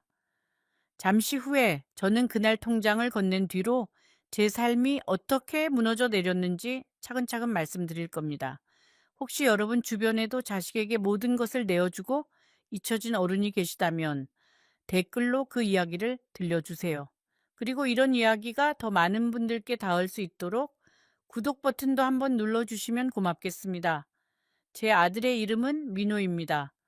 어릴 적부터 영민한 아이였지요. 학교에서 상장을 받아오면 저는 그것을 벽에 붙이지 못했습니다. 단칸방 벽이 워낙 얇아서 못 하나만 박아도 옆집까지 소리가 울렸으니까요. 그래서 저는 그 상장들을 신문지에 곱게 싸서 장롱 깊숙이 넣어 두었습니다. 언젠가 이 아이가 자라서 자기 집을 가지면 그때 꺼내 액자에 넣어 주리라 생각하면서요. 민호는 26세 같은 회사 동료였던 지영이를 데려왔습니다. 동그란 얼굴에 웃음이 많은 아가씨였습니다. 저는 첫눈에 마음에 들었습니다. 며느리가 들어오던 날, 저는 평생 모아둔 비상금을 털어 한복을 맞춰주었습니다. 시어머니라기보다는 친정엄마가 되고 싶었습니다. 제가 어릴 적 시집살이로 얼마나 마음을 다쳤는지 알기에 저는 같은 상처를 며느리에게 주고 싶지 않았습니다. 손주 윤재가 태어났을 때 저는 산후조리원으로 매일 출근하다시피 했습니다. 미역국을 끓여가고 며느리의 빨래를 가져와 손수 빨아 널었습니다. 며느리는 처음에는 어머니, 그러지 마세요 라고 말렸지만 시간이 지나자 자연스럽게 제 손길에 기대게 되었습니다. 저는 그것이 좋았습니다. 누군가에게 필요한 사람이 된다는 것, 그것만큼 노년의 큰 위로가 또 있을까요? 윤재가 어린이집에 들어가기 전까지 그 아이는 사실상 제 손에서 자랐습니다. 며느리가 다시 직장에 나가면서 저는 매일 새벽 첫 차를 타고 아들네 집으로 갔습니다. 1시간 반 거리였지요. 윤재의 아침을 차려 먹이고 기저귀를 갈고 책을 읽어주고 저녁에 며느리가 돌아올 때까지 그 아이의 작은 손을 한 번도 놓지 않았습니다. 제 무릎에서 잠든 윤재의 뺨을 바라보고 있으면 저는 세상 어떤 부자보다도 풍요로운 사람이라고 느꼈습니다. 새벽 5시면 저는 어김없이 눈을 떴습니다. 알람을 맞춰 둘 필요도 없었습니다. 제 몸이 이미 그 시간에 익숙해져 있었지요. 어두운 부엌에서 저는 윤재가 좋아하는 단호박죽을 끓였습니다. 단호박을 작게 썰어 푹 익히고 찹쌀가루를 풀어 부드럽게 만든 다음 작은 보온병에 옮겨 담았습니다. 그 보온병을 가방에 넣고 저는 첫째 올랐습니다. 버스 안에는 저처럼 새벽 일을 나가는 아주머니들 몇 분이 계셨습니다. 우리는 서로 말은 하지 않았지만 눈인사 정도는 나눴습니다. 같은 시간에 같은 버스를 타는 사람들끼리는 굳이 말하지 않아도 통하는 것이 있는 법이지요.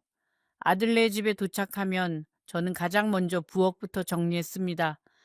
며느리가 전날 밤에 미처 치우지 못한 그릇들을 닦고 행주를 빨아 널고 가스레인지를 닦았습니다. 그리고 윤재의 옷을 하나하나 살펴봤습니다. 단추가 떨어진 것은 없는지, 소매 끝이 해진 것은 없는지요. 며느리는 회사 일이 바빠서 그런 작은 것들까지 살피지 못했습니다. 저는 그것을 탓하지 않았습니다. 오히려 제가 할 일이 있다는 것이 저에게는 큰 위안이었습니다. 사람은 누군가에게 필요한 존재일 때 가장 살아있다고 저는 그때 처음으로 깨달았습니다.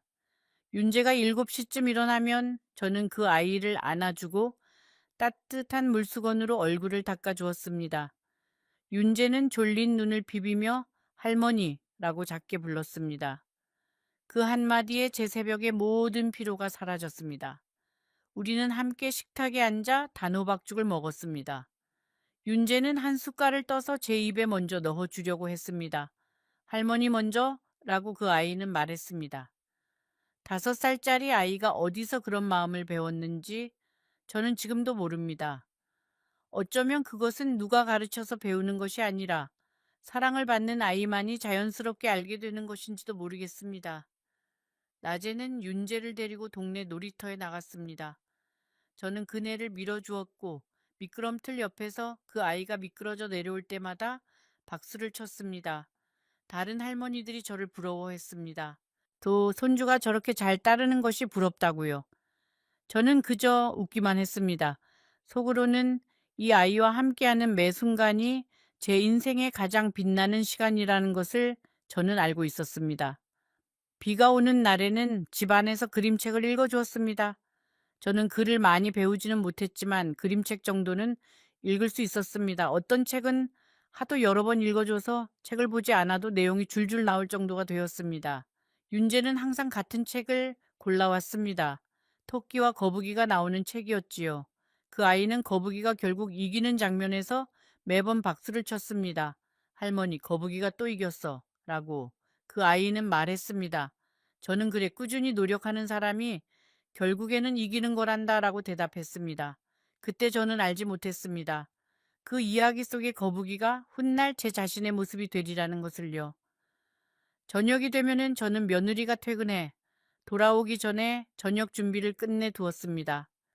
된장찌개를 끓이고 생선을 굽고 나물을 무치고 김치를 새로 꺼냈습니다. 며느리는 문을 열고 들어오자마자 어머니 오늘도 정말 감사해요 라고 말했습니다. 저는 그 말 한마디면 충분했습니다. 그렇게 저는 다시 1시간 반 거리의 빌라로 돌아왔습니다. 집에 도착하면 밤 10시가 넘었지요. 씻을 힘도 없이 그대로 자리에 누웠지만 다음 날 새벽이면 저는 다시 일어나 같은 길을 떠났습니다. 그것이 7년 동안의 제 일상이었습니다. 이 가끔 무릎이 너무 아파서 한 발짝도 떼기 힘든 날이 있었습니다. 그런 날에도 저는 첫 차를 놓치지 않았습니다. 제가 가지 않으면 윤재의 아침이 비어버린다는 생각, 그것 하나가 제 무릎의 통증보다 더 컸습니다. 동네 약국에서 파스를 한 상자씩 사다 두고 양쪽 무릎에 번갈아 붙였습니다. 약사 아저씨가 저를 보고 어머니 무리하지 마세요 라고 자주 말씀하셨습니다. 저는 그저 웃었습니다. 무리가 아니라 그것이 제 행복이라고 말하고 싶었지만 입 밖으로 꺼내면 왠지 부끄러울 것 같았습니다. 그렇게 7년이 흘렀습니다. 윤재가 초등학교에 입학하던 해에 아들이 어느 날 저녁 저를 찾아왔습니다. 손에는 작은 케이크가 들려 있었지요. 어머니, 그동안 너무 고생하셨어요 라고 말하며 아들은 제 앞에 봉투 하나를 내려놓았습니다. 봉투 안에는 윤재 이름으로 된 통장이 들어 있었습니다. 어머니가 우리한테 해주신 게 너무 많아서 이제 어머니도 좀 쉬시라는 뜻으로 저희가 작게나마 마련했어요 라고 아들은 말했습니다. 저는 그 통장을 받고 한참을 울었습니다. 고마워서가 아니라 제 자식이 이렇게 컸구나. 어미를 챙길 줄 아는 사람이 되었구나. 그 사실이 제 평생의 모든 새벽 첫차를 보상해 주는 것 같았습니다. 그런데 며칠 뒤 아들이 다시 찾아왔습니다. 이번에는 며느리도 함께였습니다. 두 사람의 표정이 어딘가 어색했습니다. 어머니, 사실은 드릴 말씀이 있어서요. 라고 아들이 말을 꺼냈습니다. 회사 일이 잘 안 풀려서 조금 큰 돈이 필요하게 되었다고요. 윤재가 곧 사립 초등학교에 들어가는데 그 학비도 만만치 않다고요. 저는 가만히 듣고 있었습니다. 아들의 입에서 다음 말이 나오기 전에 저는 이미 무슨 말을 하려는지 알 것 같았습니다. 어미라는 사람은 그렇습니다. 자식이 무엇을 원하는지 입을 열기도 전에 먼저 알아버리지요. 어머니, 혹시 이 집을 정리하시면 안 될까요? 라고 며느리가 조심스럽게 물었습니다. 어머니가 저희 집 근처로 오시면 저희도 마음이 놓이고 어머니도 외롭지 않으실 거예요. 라고요. 그리고 집을 판 돈으로 윤재 앞으로 좀 넉넉하게 넣어두면 나중에 그 아이 유학 자금이며 결혼 자금이며 모든 게 해결될 거라고요. 저는 잠시 창밖을 바라봤습니다. 그 빌라는 제가 평생 일해서 마련한 단 하나의 재산이었습니다. 남편이 떠난 뒤로 30년 가까이 살아온 제 모든 추억이 깃든 곳이었지요. 하지만 손주의 미래라는 말 앞에서 저는 그 추억들이 갑자기 가벼워지는 것을 느꼈습니다. 어차피 제가 죽으면 다 자식한테 갈 것 아닌가. 조금 일찍 주는 것뿐이라고 저는 제 자신을 설득했습니다. 그날 밤 저는 잠을 이루지 못했습니다. 천장을 바라보며 빌라의 구석구석을 머릿속으로 그려봤습니다. 부엌 창가에 매달려 있던 마늘 다발, 안방 장롱에 쌓여 있던 이불, 거실 한쪽에 놓여 있던 낡은 재봉틀까지요. 그 모든 것들에 깃든 시간이 한꺼번에 저에게 말을 걸어오는 것 같았습니다. 정말 떠나도 되는 거니? 정말 우리를 두고 가도 되는 거니? 라고요. 저는 새벽까지 답을 하지 못했습니다. 하지만 동이 트기 시작할 무렵 저는 결심했습니다. 손주의 미래 앞에서 늙은 어미의 추억은 사치라고요. 다음 날 저는 부동산에 빌라를 내놓았습니다. 며칠 만에 사겠다는 사람이 나타났습니다. 저는 그 사람을 집으로 들이고 구석구석을 보여주었습니다. 그 사람이 저에게 어떤 분이 사시던 집인지 묻자 저는 그저 한 가족이 살던 집이라고만 대답했습니다. 한 어미가 평생을 보낸 집이라는 말은 차마 입 밖으로 꺼낼 수가 없었습니다. 이삿짐을 꾸리는 날 저는 짐을 거의 가져가지 못했습니다. 작은 월세방에는 들어갈 자리가 없었거든요. 평생 모은 살림의 절반 이상을 저는 그 자리에서 내어놓았습니다. 동네 분들이 가져가시기도 했고 어떤 것은 그냥 골목에 두고 왔습니다. 마지막으로 빌라의 문을 잠그고 돌아서면서 저는 한 번도 뒤를 돌아보지 않았습니다. 돌아보면 무너질 것 같았습니다. 손에 든 작은 가방 하나가 그날 제가 가진 인생의 전부였습니다. 그래서 저는 그렇게 했습니다. 빌라를 정리했고 그 돈의 거의 전부를 손주의 이름으로 옮겼습니다. 제 손에 남은 것은 작은 월세방을 얻을 만큼의 돈, 그리고 매달 나오는 적은 연금뿐이었습니다. 처음 몇 달은 좋았습니다. 며느리는 일주일에 한 번씩 반찬을 가져다 주었고 윤재는 학교에서 받은 상장을 들고 와 자랑을 했습니다. 저는 새 월세방의 좁은 부엌에서 손주가 좋아하는 갈치를 굽고 며느리가 좋아하는 시금치 나물을 무쳤습니다. 제 인생의 황혼이 이렇게 따뜻할 줄 저는 정말로 몰랐습니다. 새 월세방은 작았지만 저는 그곳을 정성껏 꾸몄습니다. 창계는 작은 화분 2개를 놓았습니다. 봉선화와 채송화였지요. 며느리가 처음 방문한 날 저는 그 화분들을 가리키며 봐, 새 집에도 꽃이 피더라 라고 말했습니다. 며느리는 가볍게 웃으며 어머니 손길은 어디서나 똑같으시네요 라고 말해 주었습니다. 그날 저녁 우리는 좁은 식탁에 둘러앉아 갈치구이를 먹었습니다. 윤재는 가시 발라주는 할머니의 손을 보며 할머니는 마법사 같아 라고 말했습니다. 저는 그 말을 가슴에 새겼습니다. 마법사 할머니라는 그 한마디가 제 일평생의 훈장 같았습니다. 그런데 봄이 지나고 여름이 오면서 무언가가 조금씩 달라지기 시작했습니다. 처음에는 아주 작은 변화였습니다. 며느리가 반찬을 가져다 주는 시간이 점점 짧아졌습니다. 예전에는 차 한 잔을 마시며 1시간씩 이야기를 나누었는데 이제는 반찬통만 식탁에 올려놓고는 어머니 저가 봐야 해요 라며 서둘러 일어났습니다. 저는 그 변화를 알아챘지만 따져 묻지 않았습니다. 따져 묻는 시어머니가 되고 싶지 않았거든요. 시어머니가 한 번 따져 묻기 시작하면 며느리의 발걸음은 더 멀어진다는 것을 저는 어머니들의 모임에서 여러 번 들어 알고 있었습니다. 윤재가 학교에서 받은 상장을 들고 오는 일도 점점 줄었습니다. 처음에는 학교에서 받은 상장은 모두 저에게 가져왔습니다. 할머니 이거 봐 라며 자랑스럽게 보여주었지요. 그런데 어느 날부턴가 윤재의 가방 속에는 상장이 들어있어도 며느리는 그것을 꺼내지 않았습니다. 저는 우연히 며느리의 가방 옆에 떨어진 상장 한 장을 본 적이 있습니다.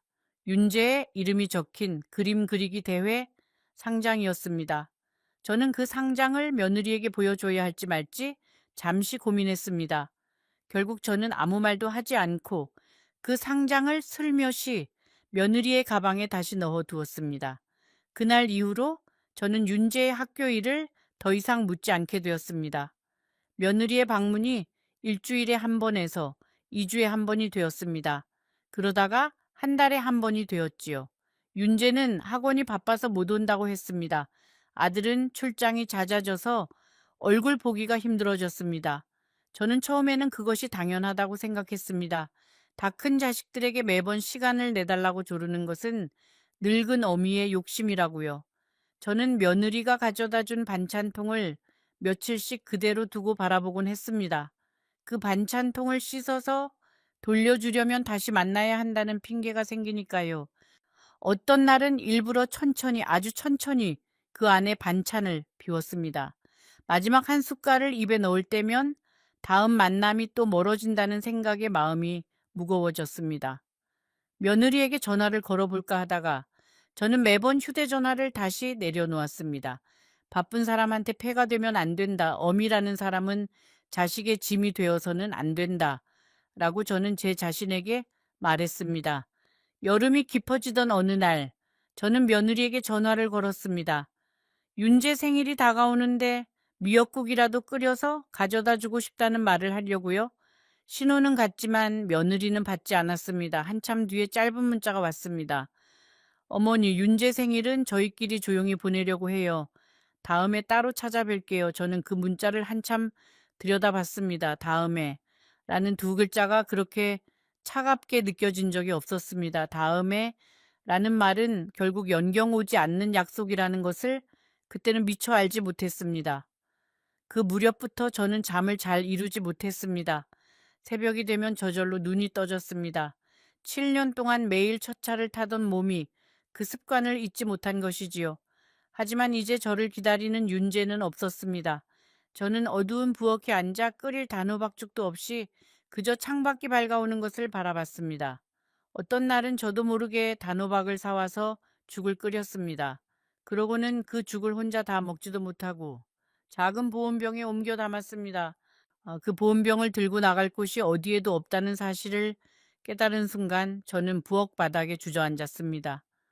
이웃집 아주머니가 어느 날 우연히 그 모습을 보셨습니다. 어머니, 어디 편찮으세요? 라고 그분이 물으셨습니다.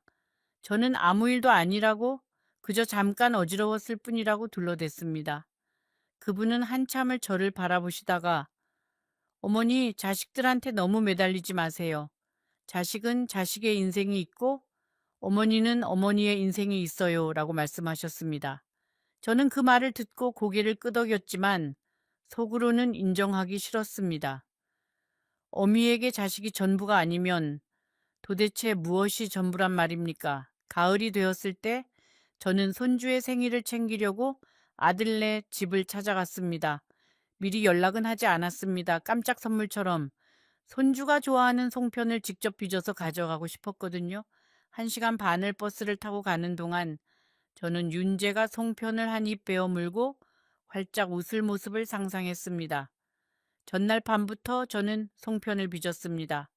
쌀가루를 곱게 빻아다가 따뜻한 물로 반죽을 하고 그 안에 깨와 꿀을 넣었습니다.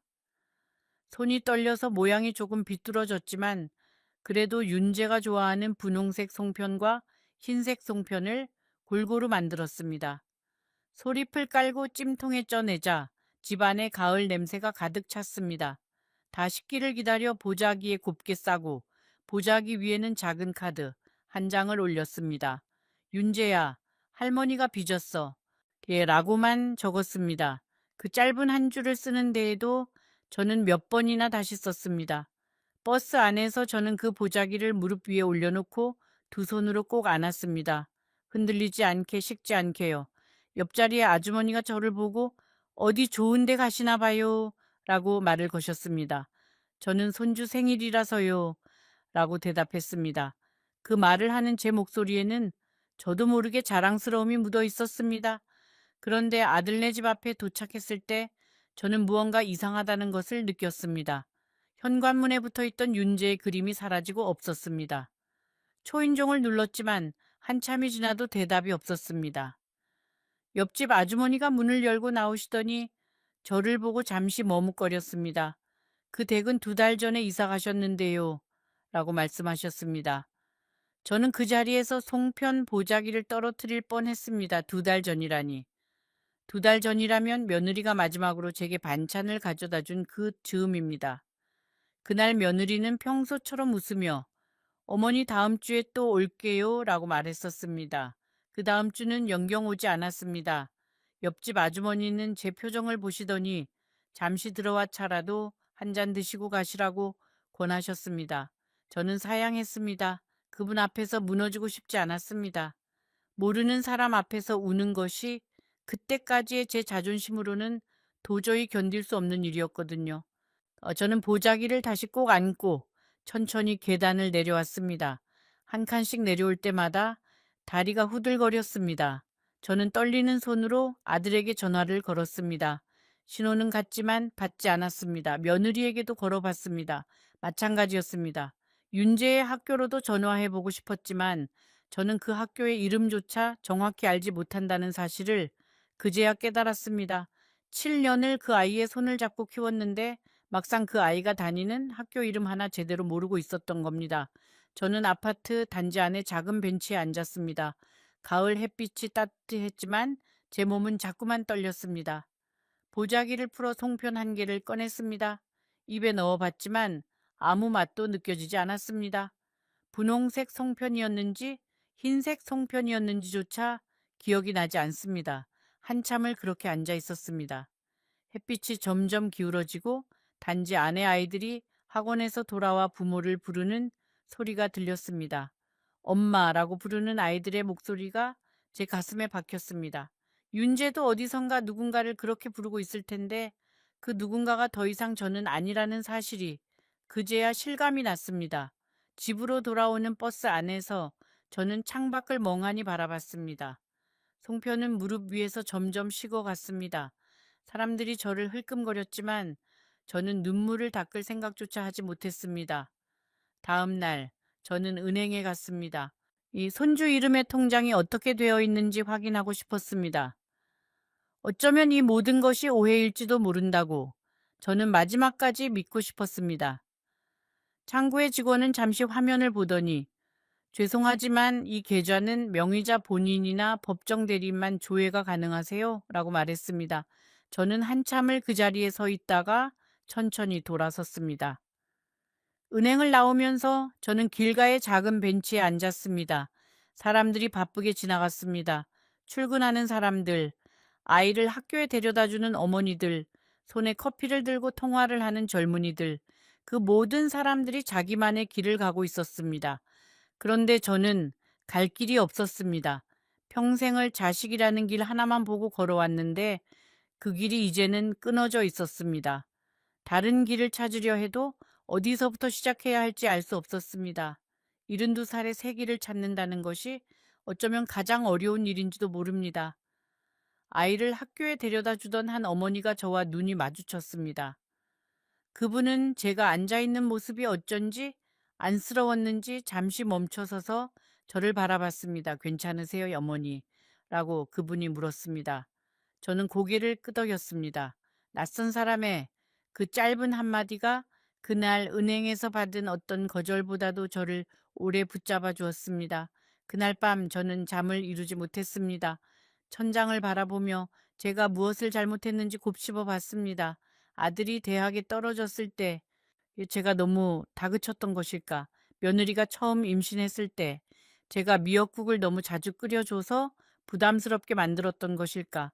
윤재에게 옛날 이야기를 너무 길게 들려줘서 그 아이가 저를 지루한 할머니로 기억하게 된 것일까? 하지만 아무리 생각해도 답이 나오지 않았습니다. 새벽 3시쯤이었을까요? 저는 자리에서 일어나 부엌으로 나갔습니다. 냉장고를 열어보았지만 며느리가 마지막으로 가져다 준 반찬통은 이미 며칠 전에 비어 있었습니다. 빈 반찬통이 냉장고 한쪽에 그대로 놓여 있었습니다. 저는 그 반찬통을 꺼내 한참을 바라봤습니다. 이 반찬통을 어떻게 해야 할까? 돌려줄 사람이 없는데. 버리자니 손이 가지 않고 두자니 매일 그 모습을 봐야 하고 저는 결국 그 반찬통을 깨끗이 씻어 싱크대 옆에 가지런히 엎어 놓았습니다. 언젠가 며느리가 다시 찾아오면 깨끗하게 돌려줄 수 있도록요. 그 언젠가가 영영 오지 않을 거라는 사실을 저는 마음 깊은 곳에서 이미 알고 있었지만요. 며칠 뒤 동네 통장 아주머니가 저를 찾아왔습니다. 평소에 가끔 김치도 나누고 안부도 묻던 분이었습니다. 순자 어머니, 혹시 무슨 일 있으세요? 요즘 얼굴이 안 좋으세요? 라고 그분이 물었습니다. 저는 그분 앞에서 결국 울음을 터뜨리고 말았습니다. 자식이 사라졌어요. 제 손주가 어디 있는지 모르겠어요. 라고 저는 말했습니다. 통장 아주머니는 한참을 제 손을 잡아주셨습니다. 그분의 손은 거칠었지만 따뜻했습니다. 그분도 저처럼 평생 일만 해오신 분이라는 것을 저는 그 손에서 느낄 수 있었습니다. 제가 어머니를 처음 봤을 때부터 알았어요. 어딘가 슬픔을 안고 사시는 분이라고요. 우리 동네에 그런 어머니들이 한둘이 아니에요. 자식한테 다 줘버리고 빈손이 된 어머니들이요. 라고 그분은 말씀하셨습니다. 저는 그 말씀을 듣고 제가 결코 혼자가 아니라는 사실에 묘한 위로를 느꼈습니다. 슬픈 위로였지만 그래도 위로였습니다. 통장 아주머니는 그러더니 조심스럽게 어머니, 혹시 경찰서에 가보시는 건 어떨까요? 라고 말씀하셨습니다. 가족이 연락을 끊은 것뿐이라면 사건은 아니지만 그래도 사정을 들어주실 거예요. 라고요. 저는 그날 오후 평생 처음으로 경찰서라는 곳에 들어갔습니다. 젊은 경찰관이 저를 의자에 앉히고 따뜻한 보리차를 한 잔 내어주었습니다. 저는 떨리는 목소리로 자초지종을 설명했습니다. 통장을 옮긴 일, 집을 정리한 일, 그리고 2달 동안 연락이 끊긴 일까지요. 경찰서 안은 생각보다 조용했습니다. 한쪽 구석에서는 다른 어머니가 무언가를 호소하고 계셨고 또 다른 자리에서는 젊은 사람이 서류에 도장을 찍고 있었습니다. 저는 그 풍경 속에서 제 자신이 너무 작게 느껴졌습니다. 평생 한 번도 와본 적 없는 곳에 이런 사연으로 앉아 있다는 사실이 부끄럽기까지 했습니다. 그러나 젊은 경찰관의 눈빛은 따뜻했습니다. 그분은 제 이야기를 받아 적으면서 한 번도 저를 재촉하지 않으셨습니다. 천천히 말씀하세요, 어머니, 라고 그분은 몇 번이나 말씀해 주셨습니다. 그 한마디가 그날 저에게는 가장 큰 위로였습니다. 경찰관은 제 이야기를 끝까지 듣더니 잠시 침묵했습니다. 그러고는 이렇게 말했습니다. 어머니, 이런 일이 생각보다 많습니다. 법적으로는 아드님이 어머니께 연락할 의무가 없기 때문에 저희가 강제로 어떻게 해드릴 수는 없습니다. 하지만 가족관계 증명서를 떼보시면 적어도 아드님이 어디로 주소를 옮기셨는지는 확인하실 수 있습니다. 저는 그 말을 듣고 한참을 가만히 있었습니다. 이런 일이 생각보다 많다라는 그 한마디가 제 가슴에 박혔습니다. 그러니까 저 같은 어머니가 이 도시에만도, 아니 이 나라에만도 헤아릴 수 없이 많다는 뜻이었습니다. 저는 그 사실이 슬픈지 위안인지 알 수 없었습니다. 제가 혼자가 아니라는 것은 위안이지만 이렇게 많은 어머니들이 같은 슬픔을 안고 살아간다는 것은 슬픔이었습니다. 저는 그 길로 주민센터에 갔습니다. 떨리는 손으로 가족관계 증명서와 아들의 주민등록 초본을 신청했습니다. 한참을 기다린 끝에 직원이 서류를 건네주었습니다. 저는 그 자리에서 초본을 펼쳤습니다. 그리고 거기서 제가 알지 못했던 사실 하나를 발견했습니다. 아들은 2달 전에 이사를 한 것이 아니었습니다. 5달 전에 이사를 한 것이었습니다. 그것도 같은 서울 안이 아니라 멀리 다른 도시로요. 그러니까 제가 마지막으로 며느리에게 반찬을 받았던 그날 2사람은 이미 이삿짐을 다 싸놓고 떠날 준비를 끝낸 상태였던 겁니다. 그날 며느리의 웃음 뒤에는 이미 작별이 숨어 있었던 거지요. 저는 주민센터의 의자에 한참을 앉아 있었습니다. 손에 든 종이가 너무도 무거웠습니다. 5달이라는 2글자가 제가 아는 그 어떤 숫자보다도 잔인했습니다. 5달 동안 저는 며느리의 안부 전화를 기다렸습니다. 윤재의 학교 행사 사진을 기다렸습니다. 명절이 다가오면 함께 송편을 빚으러 오겠다는 약속을 기다렸습니다. 그 모든 기다림이 사실은 빈 우체통을 향한 기다림이었던 것입니다. 직원이 저에게 어머니, 어디 편찮으세요? 라고 물었습니다. 저는 천천히 고개를 저었습니다. 괜찮습니다. 잠깐만 앉아 있다 가겠습니다. 라고 대답했습니다. 그러나 사실은 괜찮지 않았습니다. 그날 저는 평생 한 번도 느껴본 적 없는 종류의 슬픔을 마주하고 있었습니다. 저는 그 자리에 주저앉아 한참을 일어나지 못했습니다. 지금부터 제가 들려드릴 이야기는 이 사건이 제 마음 안에서 어떻게 변해갔는지에 관한 것입니다. 잠시 후에 저는 제가 어떤 결정을 내렸는지, 그리고 그 결정이 어떤 결과를 가져왔는지 말씀드릴 겁니다. 부디 끝까지 함께 해주세요. 집으로 돌아온 저는 며칠을 누워만 있었습니다. 밥을 먹는 것도, 물을 마시는 것도 잊었습니다. 통장 아주머니가 가끔 들여다봐 주지 않았다면 저는 그 자리에서 그대로 굳어버렸을지도 모릅니다. 통장 아주머니는 죽이라도 좀 드세요, 예모니. 이러시면 안 돼요, 라며 저를 일으켜 앉혔습니다. 저는 그 며칠 동안 제 방의 천장 무늬를 외워버릴 정도로 오래 바라봤습니다. 천장의 벽지에는 작은 꽃무늬가 있었는데 한 송이 한 송이 세어보면 모두 26송이였습니다. 26이라는 숫자는 아들이 며느리를 처음 저에게 데려온 그 해의 나이와 같았습니다. 저는 그 우연 앞에서도 눈물이 났습니다. 모든 숫자가, 모든 사물이 모두 아들과 손주를 향해 저에게 말을 거는 것 같았습니다. 창밖에서는 사람들이 지나가는 소리가 들렸습니다. 아이들이 학교를 오가는 소리, 장사꾼이 야채를 외치는 소리, 자동차가 경적을 울리는 소리. 세상은 아무 일도 없다는 듯 흘러가고 있는데 저 혼자만 그 흐름에서 떨어져 나온 것 같았습니다. 통장 아주머니는 어느 날 저를 억지로 일으켜 앉히고 따뜻한 흰죽을 한 그릇 떠주셨습니다. 어머니, 자식이 떠난 것은 어머니 잘못이 아니에요. 어머니가 밥을 안 드시면 그건 어머니가 스스로를 벌 주는 거예요. 어머니는 벌 받을 사람이 아니에요. 라고 그분은 말씀하셨습니다. 저는 그 말씀에 천천히 숟가락을 들었습니다. 첫 숟갈을 입에 넣었을 때 저는 그 따뜻함이 목을 타고 내려가는 것을 느꼈습니다. 몸이 음식을 받아들인다는 것이 그렇게 고마운 일인 줄 그때 처음 알았습니다. 평생 남에게 밥을 해 먹이기만 했지 남이 해준 밥을 받아 먹어본 적이 거의 없었거든요. 그분이 어느 날 제 손에 종이 한 장을 쥐어주셨습니다. 동네 노인복지관의 전화번호였습니다, 어머니. 거기 가시면 비슷한 처지의 어머니들이 많이 계세요. 혼자 끙끙 앓으시면 병기 됩니다. 라고 그분은 말씀하셨습니다. 저는 처음에는 가고 싶지 않았습니다. 제 부끄러운 사정을 낯선 사람들 앞에서 풀어놓는다는 것이 자존심이 허락하지 않았습니다. 하지만 어느 날 새벽, 저는 도저히 이 좁은 방에 혼자 있을 수가 없어서 결국 그 종이를 들고 복지관으로 향했습니다. 그 새벽, 저는 창문으로 스며드는 희미한 푸른빛을 보다가 문득 한 가지 생각이 들었습니다. 이대로 이 방 안에서 사그라지면 몇 달 뒤에 누가 저를 발견할까? 통장 아주머니일까? 집주인일까? 아니면 저를 발견할 사람도 없이 저는 그저 조용히 잊혀질까? 그 생각이 얼마나 선명했는지 저는 그 자리에서 몸을 떨었습니다. 그러고는 결심했습니다. 아직은 안 된다. 아직은 그렇게 사라질 수 없다. 단 하루라도 좋으니 제 두 발로 걸어나가 다른 사람의 얼굴을 봐야겠다고요. 그것이 제가 복지관으로 향한 진짜 이유였습니다. 희망이 있어서가 아니라 사라지지 않기 위해서요. 복지관에는 저와 비슷한 또래의 어머니들이 많이 계셨습니다.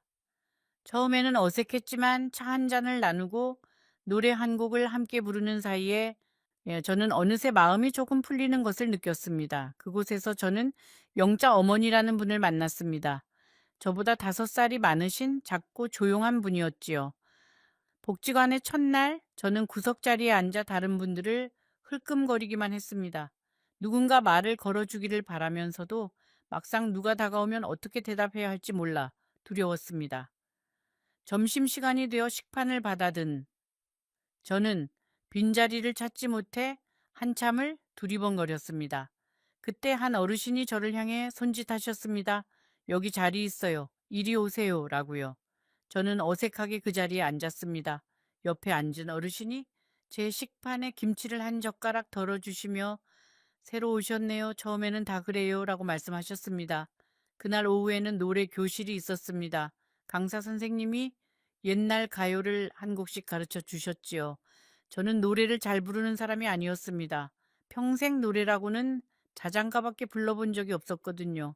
윤재를 재울 때마다 같은 자장가를 부르고 또 불렀습니다. 그런데 그날 강사 선생님이 가르쳐 주신 노래가 하필이면 어머니라는 단어가 들어간 옛 가요였습니다. 저는 첫 소절을 부르다가 목이 메어 더 이상 따라 부를 수가 없었습니다.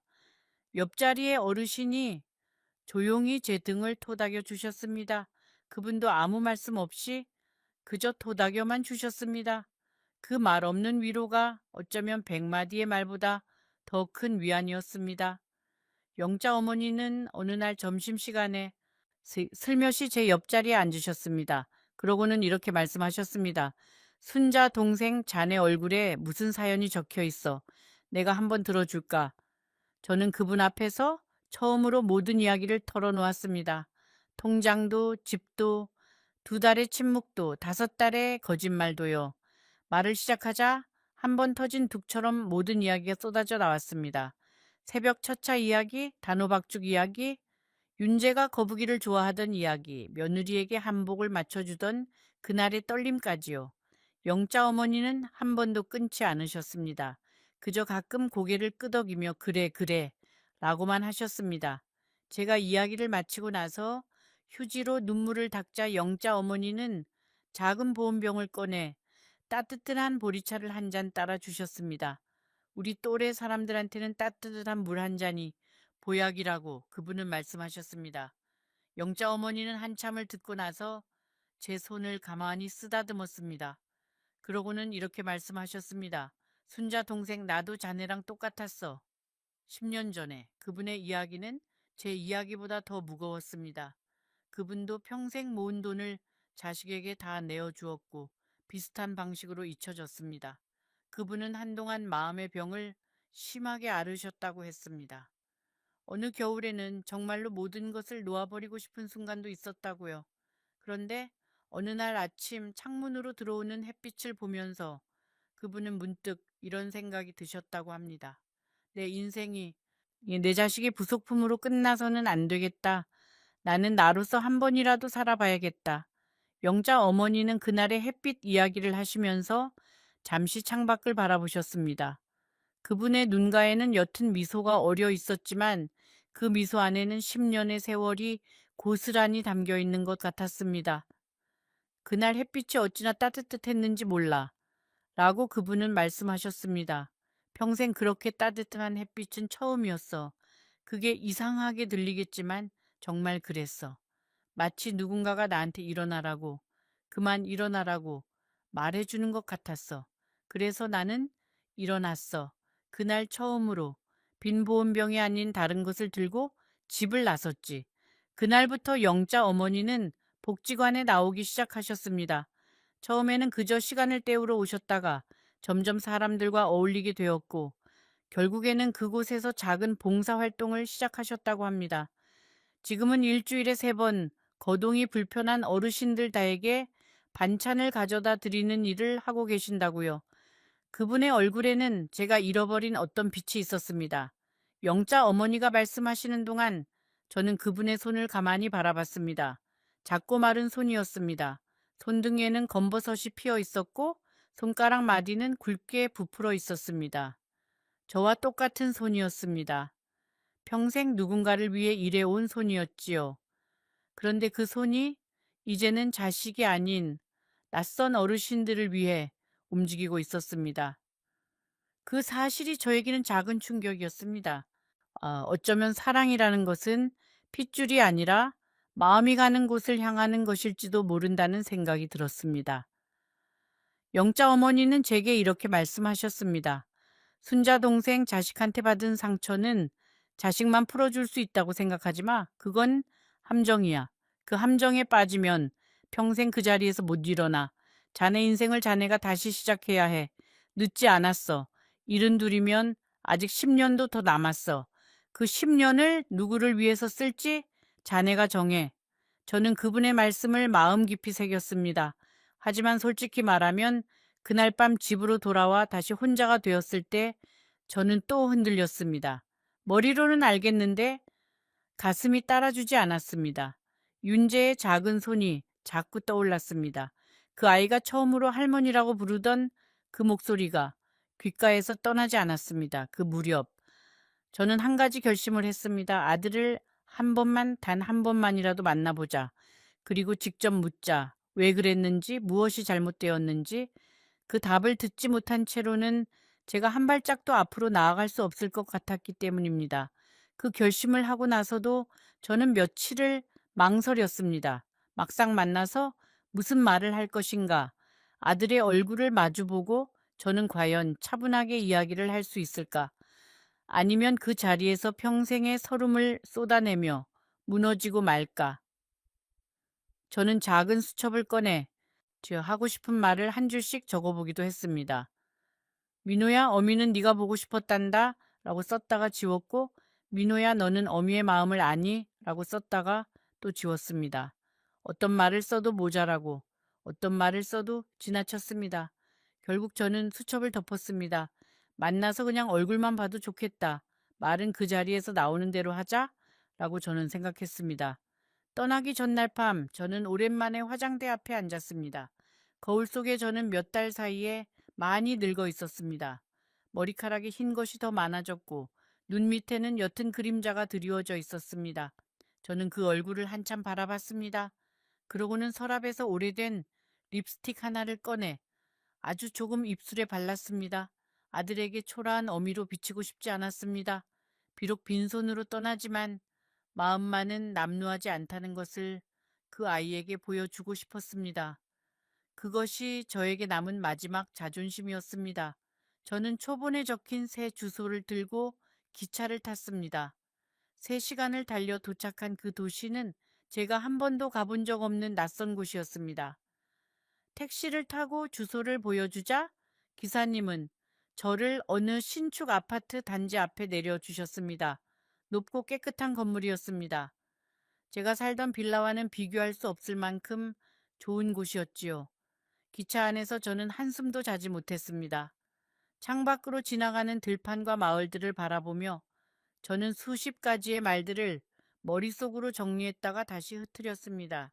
예, 아들을 만나면 무슨 말부터 해야 할까? 며느리가 먼저 나오면 어떻게 인사를 해야 할까? 윤재가 저를 알아보지 못하면 저는 어떤 표정을 지어야 할까? 어떤 말도 정답이 아닌 것 같았습니다. 평생 자식만 바라보고 살아온 사람이 정작 그 자식 앞에서 무슨 말을 해야 할지 모른다는 사실이 저에게는 가장 큰 슬픔이었습니다. 기차역에 내렸을 때 저는 한참을 그 자리에 서 있었습니다. 발걸음이 떨어지지 않았습니다. 차라리 다시 돌아가는 기차표를 끊고 싶다는 생각이 몇 번이나 들었습니다. 하지만 그렇게 돌아간다면 저는 평생 후회할 것 같았습니다. 적어도 한 번은, 단 한 번은 두 사람의 얼굴을 보고 직접 물어야 했습니다. 저는 한참을 그 아파트 입구에서 서성였습니다. 들어갈 용기가 나지 않았습니다. 그렇게 2시간쯤 지났을까요? 멀리서 익숙한 실루엣이 다가왔습니다. 며느리였습니다. 한 손에는 장바구니를 들고 다른 손에는 윤재의 손을 잡고 있었지요. 윤재는 저를 알아보지 못했습니다. 아니, 알아봤는지도 모릅니다. 다만 며느리가 그 아이의 손을 더 꼭 잡고 빠르게 걸음을 옮겼을 뿐입니다. 며느리는 저와 눈이 마주쳤습니다. 잠시, 정말 잠시였지만 그 눈빛 안에는 놀람도 미안함도 어떤 감정도 없었습니다.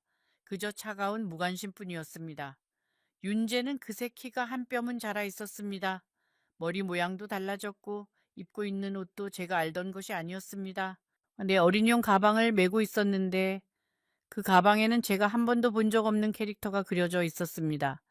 저는 그 짧은 순간에 제가 모르는 윤재의 시간이 얼마나 많은지를 깨달았습니다. 그 아이는 분명히 저를 한 번 쳐다봤습니다. 하지만 그 눈빛에는 머뭇거림이 있었습니다. 마치 어디서 본 듯한, 그러나 정확히 누구인지 떠오르지 않는 사람을 보는 그런 눈빛이었습니다. 7년 동안 매일 함께한 할머니의 얼굴이 1년도 되지 않아 그 아이의 기억에서 흐릿해진 것입니다. 아이의 기억이라는 것은 참으로 얇은 것이더군요. 어른들은 자기가 겪은 일을 평생 짊어지고 가지만 아이는 바람이 한번 부는 것만으로도 지나간 시간이 흩어져 버립니다. 저는 그것을 탓할 수 없었습니다. 윤재는 아직 8살이었으니까요. 그러나 이해가 된다는 것과 마음이 아프지 않다는 것은 전혀 다른 말이었습니다.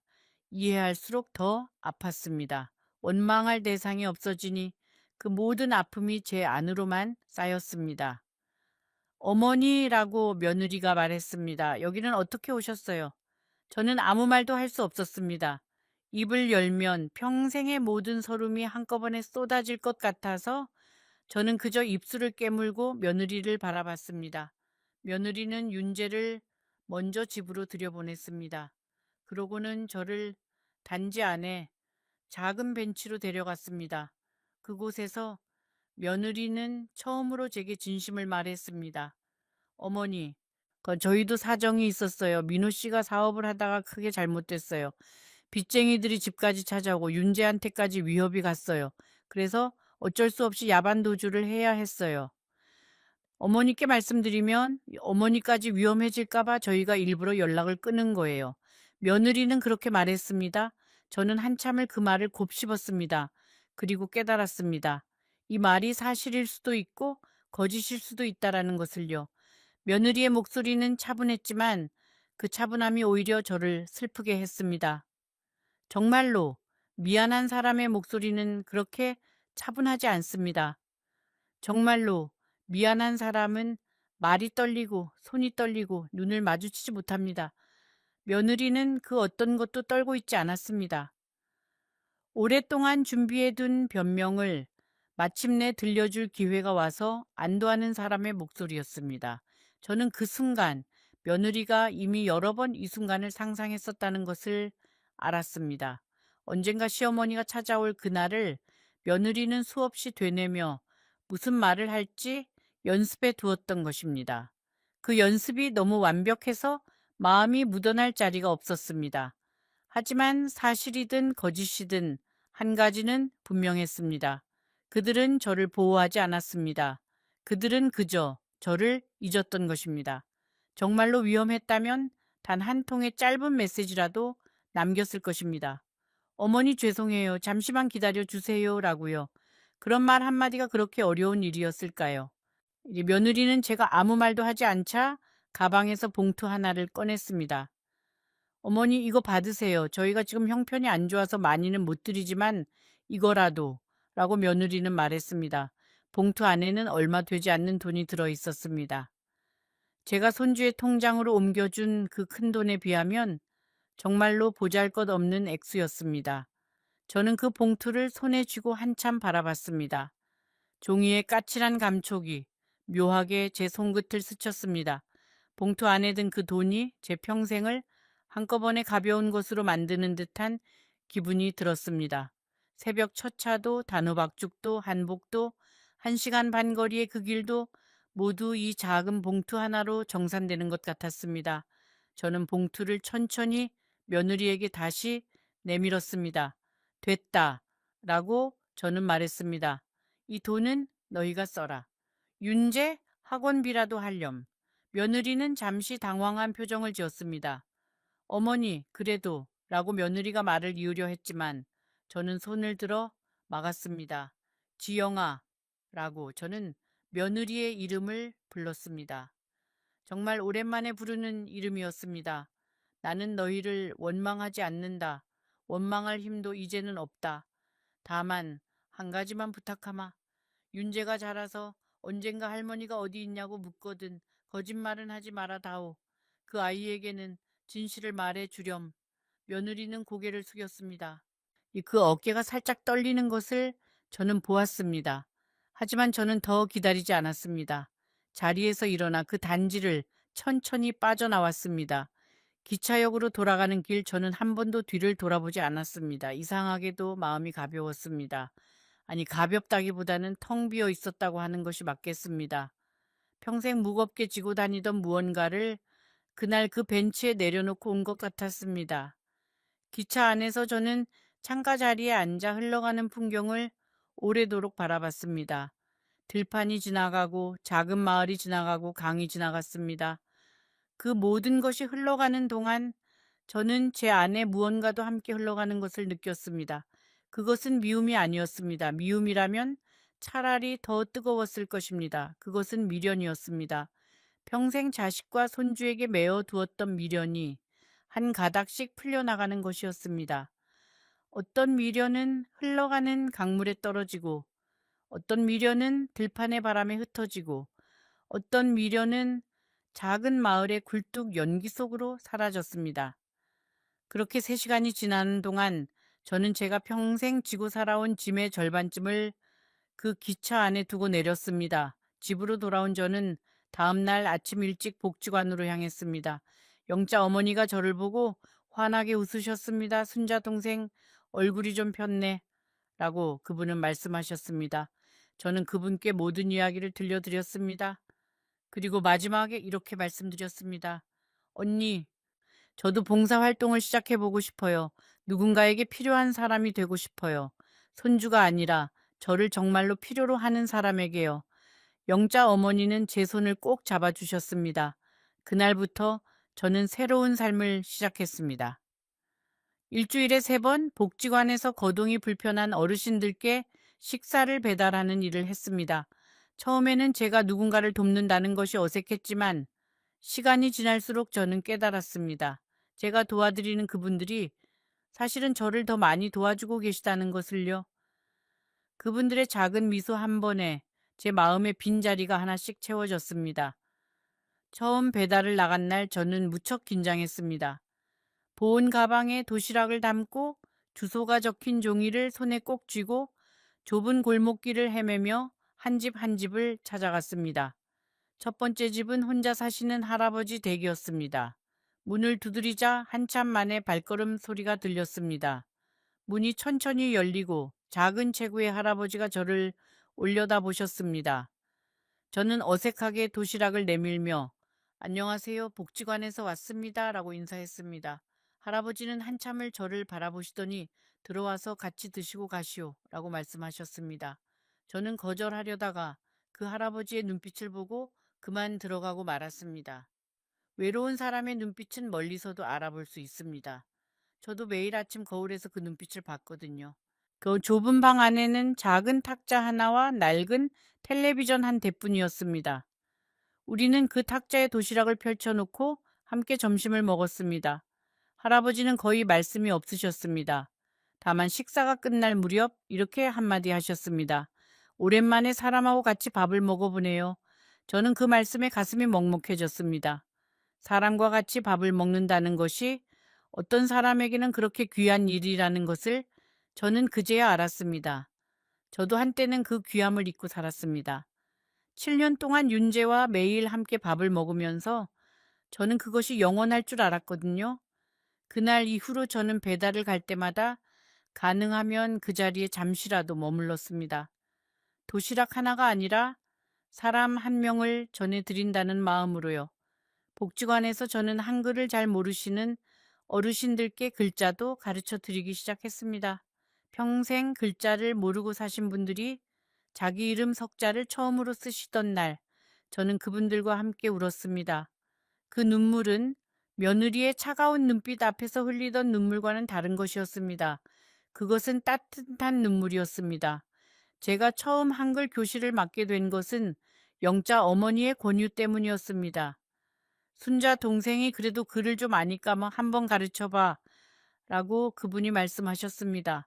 저는 펄쩍 뛰며 사양했습니다. 제가 무슨 선생님이라고요. 저도 학교 문턱 한번 제대로 못 넘어본 사람이라고요. 네, 하지만 영자 어머니는 웃으시며 가르치는 사람이 더 많이 배우는 거야 라고 말씀하셨습니다. 저는 그 말씀을 이해하지 못했습니다. 그러나 막상 시작해보고 나서야 그 말씀의 뜻을 알았습니다. 한글 교실에는 7분의 어르신이 오셨습니다. 가장 나이가 많으신 분이 85이셨고 가장 젊은 분이 70이셨습니다. 모두 평생 글자를 모르고 사신 분들이었습니다. 저는 첫 시간에 칠판에 가나다라 마바사를 큼직하게 적었습니다.